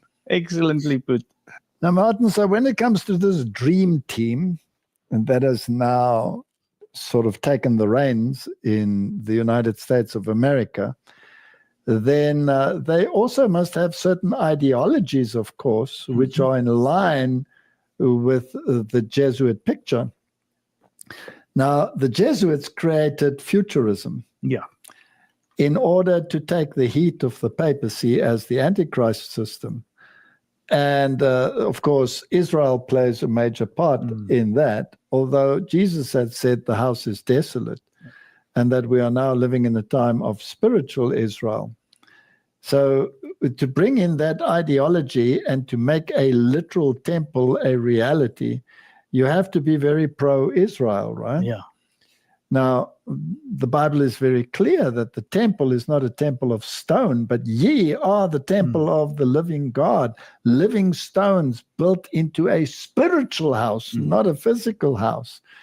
So all of these ideologies are coming together, Martin, but they are underpinned by Jesuit theologies and counter theologies as far as the Reformation is concerned. Yes. Wow. We're in for an interesting time. President Trump has been the best president for Israel and for the Middle East in our lifetime. Yeah, they put him on a coin over there with basically on the other side was Cyrus, and then pretty sure they named a street after him and all kinds of stuff. But you got because he moved the embassy to Jerusalem and stuff for him. So yeah. They do look at him crazy over there for sure. We have to get President Trump back in as the commander-in-chief. The Jewish community needs it. The world needs it. America needs it. And I just want to take a moment to salute you and let's take America back. And let's stand shoulder to shoulder with the greatest ally we've ever known, the state of Israel, as we fight evil all over the world. You're seeing a scrambling all over the Middle East of countries suddenly trying to behave differently because they know a new sheriff has come to town, and this isn't a one-bullet Barney with a bullet in his shirt pocket. This is the real deal. Barney. I mean, this is Donald Trump that they are afraid of, and I'm just ecstatic that he has had a one-bullet Barney.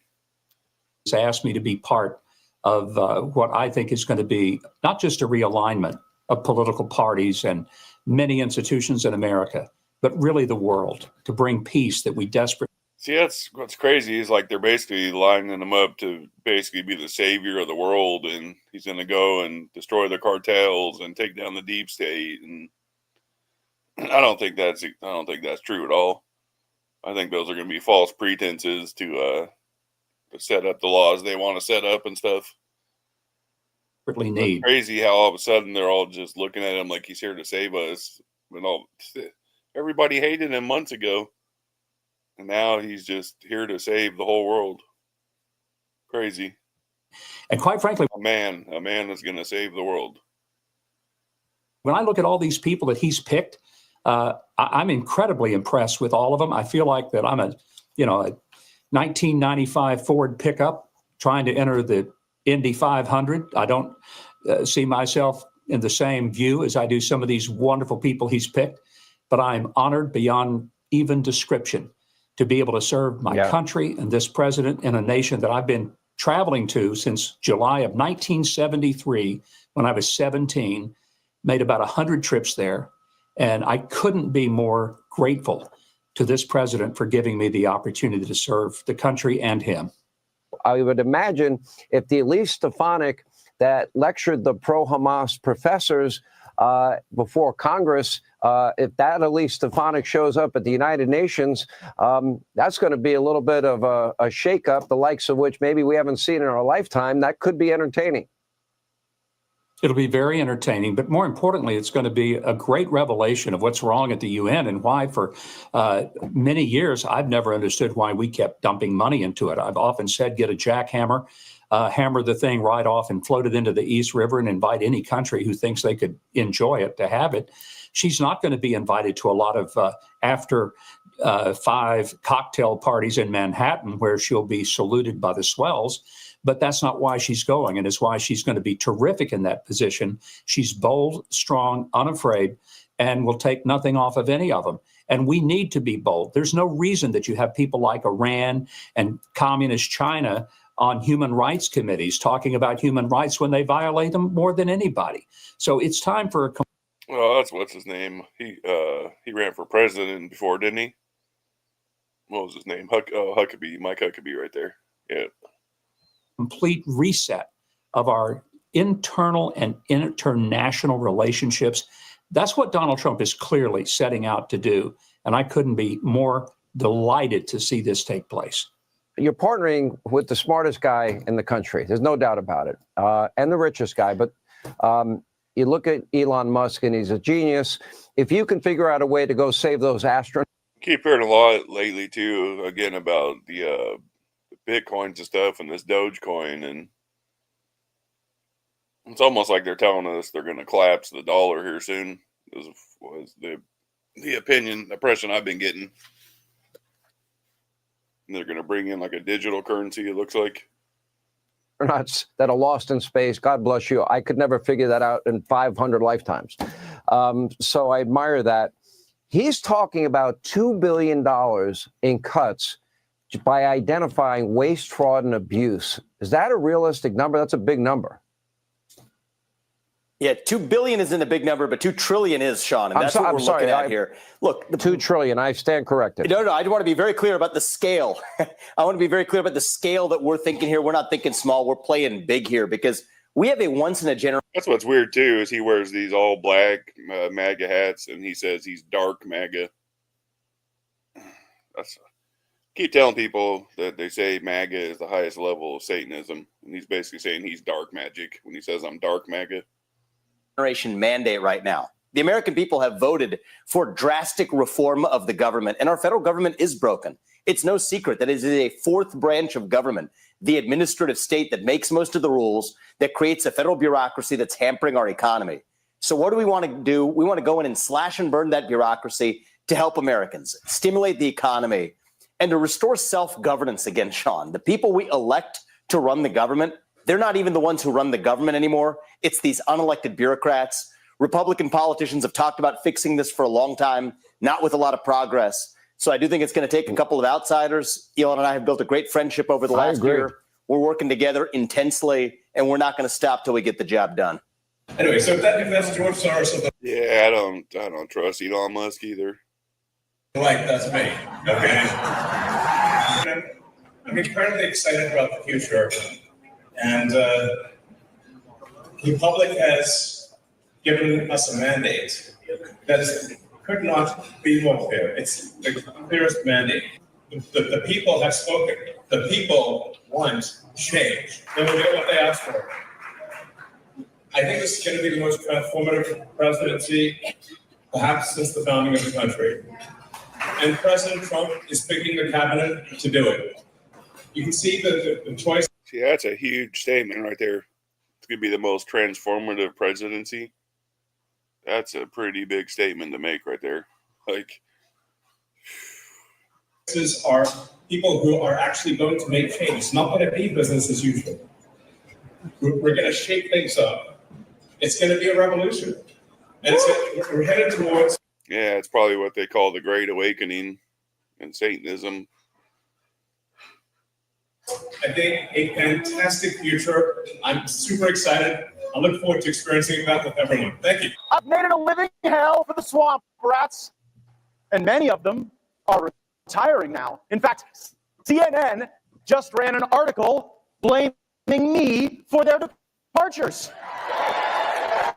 You are welcome.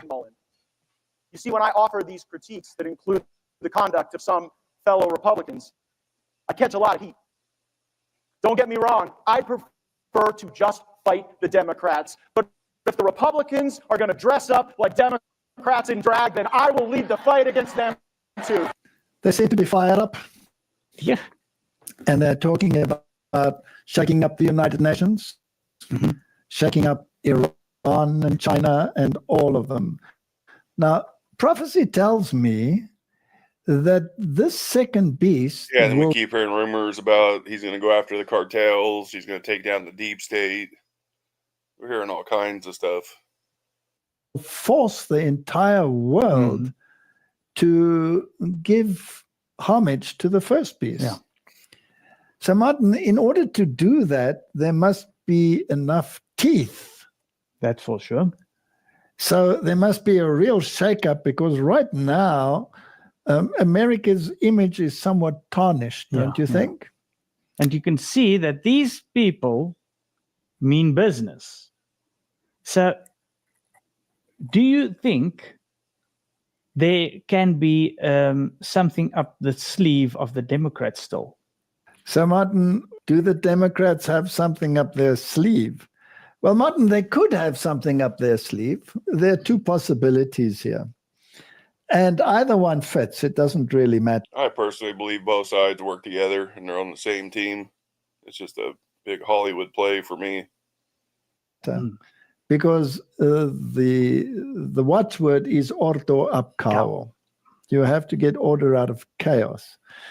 So the one scenario is they take a back seat and they've played their role in bringing the Hegelian dialectic to the point where it is now, where the public has said enough of this far extreme stuff. Let's move to the other side and see if we can get this pendulum to go where the scriptures said it should go, right? That's the one extreme. The other possibility is, how about telling Russia, we're going to allow missiles to be fired right at you, no matter where you are, and let's escalate it so that we have World War III. And it's interesting that Sweden and Yeah, because I'm pretty sure if World War III happens before Trump actually takes office again, they can suspend the election legally, I'm pretty sure, because it's under wartime. So that could be a real possibility too. Finland have warned their public that we are heading for that war. They just did that now again, that it is highly likely that that war will now take place. Well, then, Martin, then you could have an interesting situation, because under those circumstances, you could have martial law and all of this might not even be implemented. Yeah. Wouldn't that be interesting? Well, it will probably be war and civil war and everything in between. So that will really be chaos. But let's hope that that doesn't play out, because the Bible also says, peace, peace. Yeah, peace and safety. And then sudden destruction. So maybe for a short time, there's a... We don't know what's going to happen, but certainly we're in for a ride. And then what's the other scenario? Well, Martin, we also are told in the scriptures there will be a time of trouble such as never was.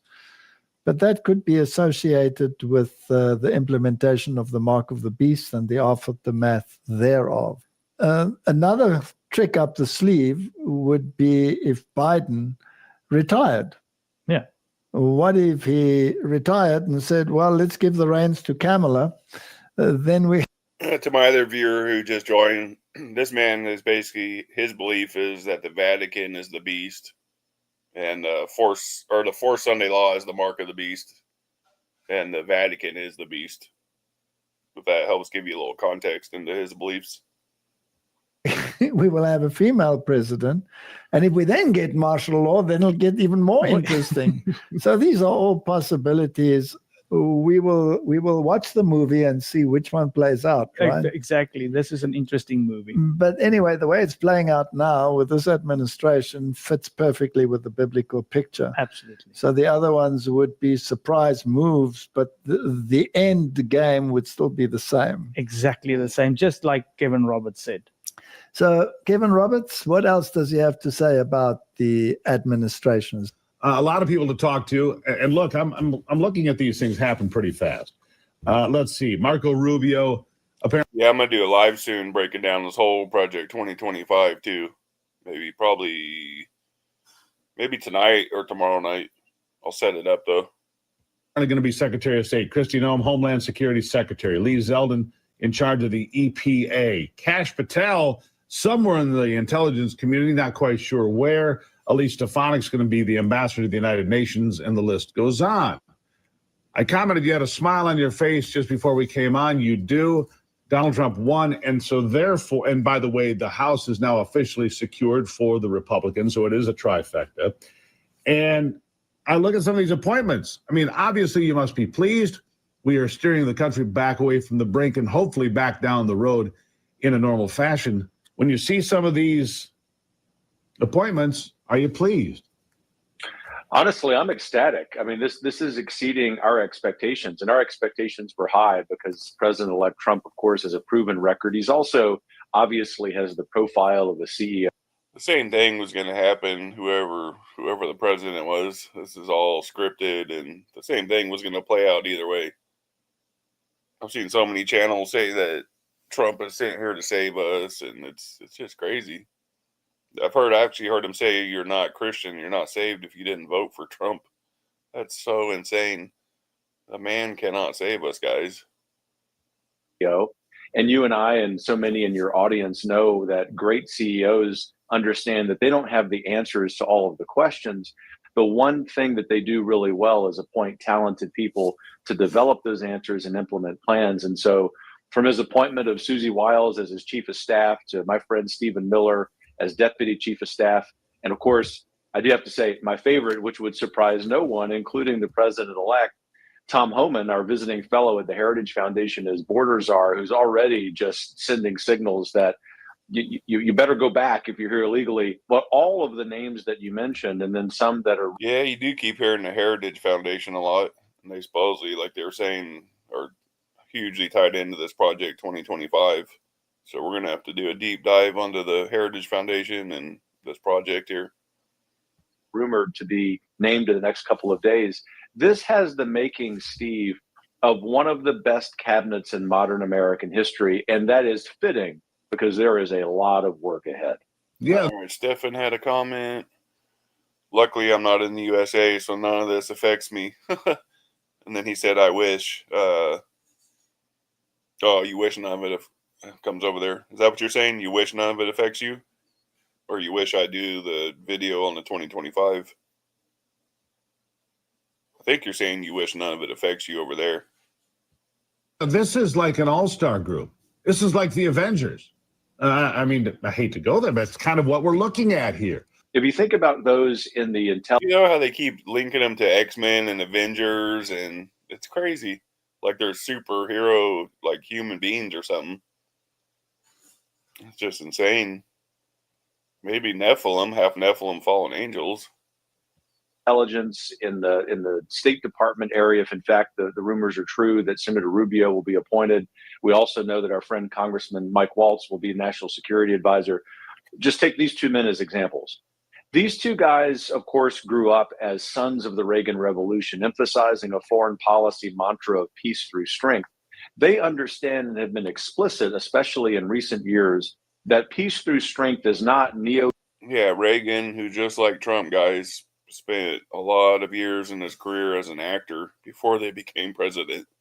They were literally actors.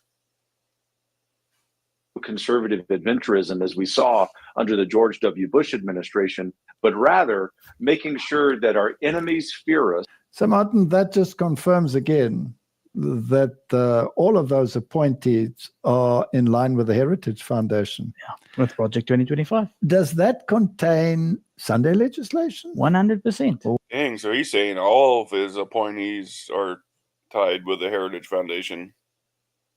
Damn, that's pretty crazy. 100%. And it will default to Sunday. Yes. Even if you keep another day. It says in that document quite plainly. You know, that document does make room for another day, like the Seventh-day Adventists keep or some other groups. But you can't please everybody. And the default will be Sunday. Yeah. Now, when they're talking about synchronized free time, then it can only be one day. Sunday. Because the issue is the family. Yeah, that's what I thought you were saying. I was watching an article or reading an article on the Heritage Foundation and what it is saying, and this administration, that the central issue is to put the family back in the center. That's Catholic. That's exactly what the Pope is standing for, and that is why they're talking about synchronized free time. Now, in order to do that, you must get this religious aspect back into the education system. So the Bible has to come back as a doorstop, of course, but it's there. It's a historical document. And of course, some of these extreme views must be rescinded. They must become more aligned to the ideology of the Ten Commandments, etc. And the left is going crazy and saying the church is, invading the territory that it shouldn't invade according to the Constitution. So there was an interesting discussion on CNN on this issue. And I think it's worthwhile listening to that one. This is brand new stuff. Yeah, it hasn't been a good video, though, Stefan. You've been asking me to react to this guy for a while. It was a pretty interesting video. I'm not sure if I agree that the mark of the beast is a forced Sunday worship. Like I said, it possibly could be. Who knows? But I just don't know how a forced Sunday worship how they'd be able to track people and stop them from buying and selling. That just doesn't, I don't know how they would pull that off without actually having like a microchip or something. So that's just my opinion, though. I don't see how that would work. Like how the scripture says we won't be able to buy or sell or none of that. I don't know how they would enforce that, but it's definitely very interesting. As you know, your state's attorney general's office says you don't have the authority for this mandate to play that prayer video. So what authority do you have to mandate schools to show your prayer video where you also pray for President-elect Trump? Look, I've continued to hear the gaslighting from the left, and frankly, even from this network, pushing lies about what's going on across America. President Trump has a clear mandate. He wants prayer back in school. He wants radical leftism out of the classroom, wants our kids to be patriotic, want parents back in charge with school choice. We're enacting upon that agenda here in Oklahoma. That's what our parents want. Every county in Oklahoma voted for President Trump. His agenda is crystal clear, and we're going to enact it in the state of Oklahoma. All right. But I do definitely agree the Vatican is going to play a huge role in the end times, just like I feel Islam will too. I don't think there's any way around that. They're definitely going to play some type of huge role. First of all, the Constitution is not crystal clear on that. It doesn't have God in it. There is this establishment clause in the First Amendment, which the Supreme Court has routinely said it requires the separation of church and state and public schools. There are many cases hold on, I'm speaking. There are many cases where the Supreme Court has routinely ruled on that. You went after woke teachers and the radical left in your announcement for. And I guess maybe if they brought the microchip in with the Forced Sunday, and that would be how they'd be able to tell people weren't going to church on Sundays. I mean, that could make sense right there. If they brought the microchip in with it, then that would actually make a lot more sense to me.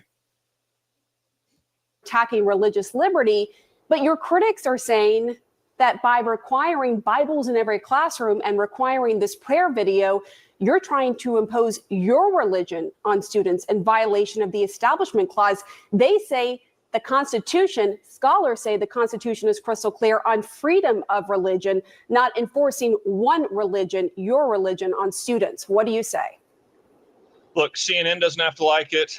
Left-wing activists don't have to like it. I'm just talking about facts. It's not my opinion. Document. The Bible is a historical document. You can't rewrite history, okay? I'm not saying that the Bible isn't an important part of understanding this. What I'm saying is your critics, including a lot of parents, are saying you're trying to enforce your religion, your specific religion, Christianity, onto students, not just by requiring Bibles in every classroom, but also by requiring this prayer. This is how wicked our world is, guys. The news has a huge problem with them. Oh, you're trying to force Bibles on our kids. But they have no issue with them forcing all the transgender stuff and the nouns and pronouns and putting books in schools with explicit sexual images and disgusting words. They got no problem with that. But, it's a major issue when you try to bring a Bible back into the classroom. Such a wicked world. Video as well, where you also pray for Donald Trump. just last week, this federal judge ruled it's unconstitutional for the 10 Commandments to be shown in a classroom. How is what you're trying to do different? How's that unconstitutional? Well, it's a radical federal judge way out of step with the American people and the Constitution. Here's the reality. That's crazy. We have the right to express our religious beliefs. We absolutely do. That doesn't stop at a schoolhouse. I was crystal clear in there. We're not telling kids they have to pray, but we are telling kids they have the right to pray if they so choose. You know, look, you're talking about how important the Bible is in U.S. history and the founding of the country, but this was a country that was not founded on a specific religion, and that if you are really, if it's important to talk about religious texts. I'm pretty sure America's always been known as a Christian nation until recently. I know you guys try to make it like it wasn't, but that's just crazy. And how it weaves into the history of the U.S., then why not also include the Quran? Why not also include the Book of Mormon? Why not also include these other religious texts? Well, let's talk about this for a second. Everyone who signed that list, everybody soon. Right, because the Quran isn't from here and the Book of Mormon came hundreds of years later. Me, they're the same people that want gender queer inflamer in the classroom under the guise of. That's not necessarily true. You are painting everyone with a broad brush. The Bible is the most read book in American history, and the left doesn't want our kids to know anything about it. They don't want the kids to understand that it played a huge role in American history. That is academic. I'm surprised they actually let them get away with saying that on CNN and then just drop them right there. That's actually pretty shocking. Malpractice. We have to get back to teaching American exceptionalism, American. And anyone who's offended by that, I didn't know that was going to be in there, and don't take it out on me. I didn't say it. And if you do, I don't know. If you do take it out on me, I don't know what to tell you. It is what it is. Values, where those things came from. That's just history. And the left doesn't have to. You're not answering my question about these other religious texts. If that is your reason, if you were like, I want our students to learn about the founding of this country and the Bible played a big role in that, then why not include other religious texts that also throughout history played a role, such as I pointed out, the Book of Mormon, such as, the Quran. Sure, look, in a world history class, you can absolutely talk about those. But let's be clear, in American history, the Bible played a unique role. The Book of Mormon that came hundreds of years after the Bible, and that has golden tablets that no human being's ever seen. Okay. And shaping this history. And you said no religion. Thomas Jefferson said our rights came from God. And again, look, maybe we all need to go back and study some of this, especially on CNN, to understand the Thomas Jefferson rejected part of Christian doctrine. Thomas Jefferson promoted freedom of religion. One of his top 3 accomplishments on his gravestone is promoting a law in Virginia for the freedom of religion. So if you want to, and then John Adams, would you say that John Adams is a key founder of the United States? Do you think he is? Okay. Absolutely. John Adams signed a treaty in 1797 saying the government of the United States of America is not in any sense founded on the Christian religion. That was an interesting discussion. I think the CNN spokesperson had a point on a few of those things. A few of those things, and of course, he's using it to his advantage. And interesting that he. Hey, why do they keep showing a phone number there, Stefan? Is that a call-in talk show or something? I keep seeing a number they keep flashing down there, like a phone number. Uses the term gaslighting. Interesting discussion. Well. But Martin, they are implementing a certain religion. For sure.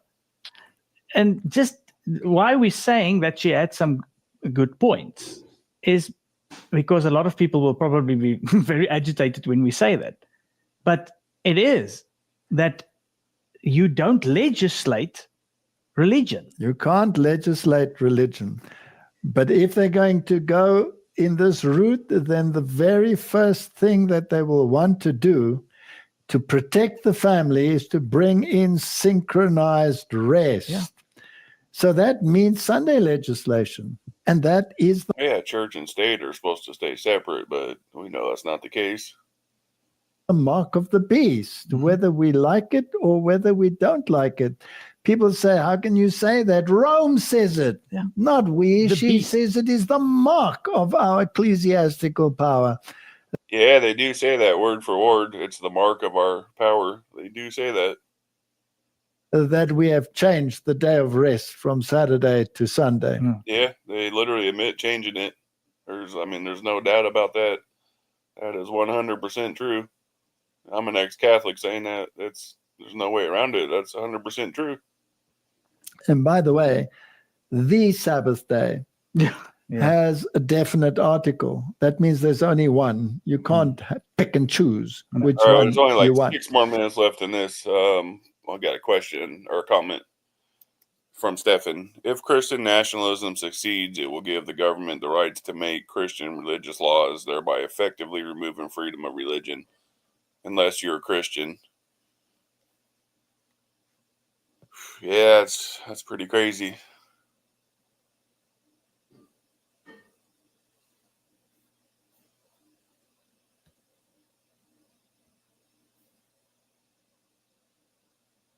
So are they going to go? I'm against laws against, even though I don't believe in the other religions. I think people have free will and should be able to do whatever they choose. I don't think we should be telling them what to do and stuff. Oh, that route. What is the discussion in this regard? Shall we listen to some of these statements? Yes. Well, we could keep going on that, but the big thing that you're right, like we kind of got to talk about. I really want to talk about it. Christian states, like government. You're right. Yeah. So you're talking about like every government in the world, and tell me if I'm wrong, because this is how I'm understanding it. Every government in the world should enforce laws that everyone has to rest on the Sabbath, and everyone has to cast out idols, cannot practice idolatry in any fashion, and they have to put God first. That's what I'm saying. How would they actually enforce that? For one, they would have to have way bigger churches. And then how would they know if people are or aren't going to the churches? They would have to bring in like a microchip or something with it. That'd be the only way they could know. So no, that's extreme. I'm not saying that every nation should do that. I'm saying every nation will do that, because I'm not only a theonomist, Mike. I also happen to be post-millennial. So I was being facetious. I don't think that's extreme. I think you're absolutely right. What you just said is my view, and not only do I think it should be done by every nation, I think it will be. I truly believe that. I think the nations are Christ's inheritance. You do think it should be done? Yes, I do. Should and will. Not just should, but will. So we should, as Christians, we should then, all of us, be working together to ensure that minimally the 10 commandments are enforced through governmental laws across the country. So no sports on. Yeah, that's wild. That's crazy right there. Even as a Christian, that's just wild to me. Talking about enforcing, that's crazy. On Sundays or Saturdays. I'm assuming that you would think the Sabbath is actually Saturday. No. So both Westminster and 1689. No, you're right. That's a side issue, but but yeah. So both Westminster and 1689, the Reformed view is they're all Sabbatarian, but they would say that the Sabbath has been not removed but renewed by Christ, who is Lord of the Sabbath by virtue of his resurrection from the last day of the week to the first. Is what the 1689 and Westminster Confession say. And of course you can push back. I won't even push back. Of course you can push back on it. I'm just articulating my position. That's where I would stay with the Sabbath. But yes, the Sabbath, I think nations should observe Sabbath keeping laws. Martin? He's very biblical in that point of view. Oh, for sure. Definitely spot on. All right. But unfortunately, you're not supposed to want to climb on that bandwagon. Oh, I understand. So, Martin, if the Bible says this is going to happen, and he says it will happen from a totally different perspective, not a biblical one. Yeah, but it will happen and it should happen is something altogether. But from a reconstructionist perception, then, the dovetailing between what Scripture says and what they are doing is just amazing. It's amazing. So, Martin, when they actually go this far, as is written in their document, then, Martin, can we expect that great time of trouble and the persecution that goes along with it, the no buying and selling, and eventually a death decree? This same. Yeah, that's what I'm saying. How if that's the case, and that really is the mark and the beast and the beast, how are they going to enforce that is my question. They would have to introduce a microchip along with the forced Sunday worship. That's the only way you could make sure people were actually going. Same person that we just watched. Remember, there quite a while back we showed videos where they said, "This is Christian country. If you don't like it, get out." Get out. Correct. So in the last great conflict, let's quote from the Spirit of Prophecy, of the controversy with Satan, those who are loyal to God will see every earthly support cut off. Because they refuse to break his law in obedience to earthly powers, they will be forbidden to buy or sell. It will finally be decreed that they shall be put to death. That's from the Bible directly. But to the obedient is given the promise, he shall dwell on high, his place of defense shall be the munitions of rocks. Bread shall be given him, his water shall be sure. Quoting Isaiah 33, verse 16. By this promise, the children of God will live. When the earth shall be wasted with famine, they shall be fed. They shall not be ashamed in the evil time, and in the days of famine they shall be satisfied. Quoting Psalms 37:19. At that time of distress, the prophet Habakkuk looked forward, and his words express the faith of the church. Although the fig tree shall not blossom, neither shall the fruit be in the vines, the labor of the olive shall fail, and the fields shall yield no meat. The flock shall be cut off from the fold, and there shall be no herd in the stalls. Yet will I rejoice in the Lord. I will joy in the God of my salvation. So, Martin, that's what's in store for God's people according to the scriptures. The second beast is making an image of the first beast. The second beast is raising its voice and telling the nations, shape up or shape out. Does it also speak like a dragon? It speaks like a dragon when it enforces legislation to control conscience, and particularly legislation that is contrary to the word of God, but in harmony with Rome. Yeah. Then we are. Yeah, he's saying America and Rome are the first and second beast, basically. Are at the point where the wound is healed, and the whole world worshipped and wondered after the beast. May the Lord give us wisdom.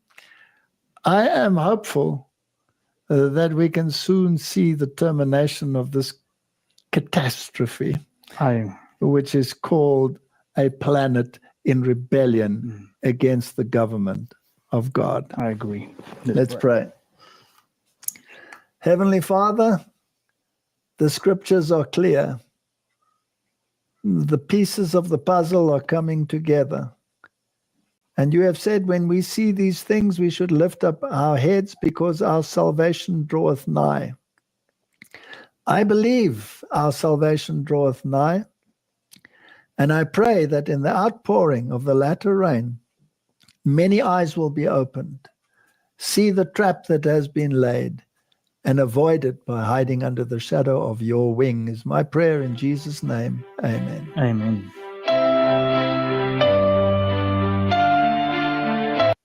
Yeah, it was a good video. A lot to think about from there. Stephan said, in 1650, Thomas Tillman wrote a book, The Seventh-Day Sabbath, Sought Out and Celebrated, wherein he made the Sunday connection. So it's not really a new idea or SDA idea. Yeah, I know it's been around for a long time for sure. But yeah, we started out on a South Korea declares martial law. And we basically ended up there. So I'll probably go in and edit the name of the video. But yeah, that was a good video. A little long, but we went about 2 hours, 15 minutes right now. So the plan tomorrow is to watch the other Reformation video you wanted, Stephan. So I'm going to get that done tomorrow. Probably the same time, around 3 p.m. We'll do that. I think we have 15 minutes left in the first video we started. No, it's all good, dude. I know you're not here to promote nothing. It's all good. Like I said, I don't control what people say in my videos and my chats and my comments. I don't block people. The only time I'll do that, remove something, is if it's like racist or something just super crazy that can't be up there. Other than that, people are free to say their opinions, whatever they want over here. I don't trip on stuff like that. But yeah, we'll be back tomorrow at 3 for to finish up the other video, and then part 2 on the Reformation video from Veith you wanted to check out. But I'm gonna go ahead and call it here, guys. It's been about a 2-hour video, so I might be back later tonight with one of my Golden Dawn series. If not, I'll catch you guys tomorrow. God bless.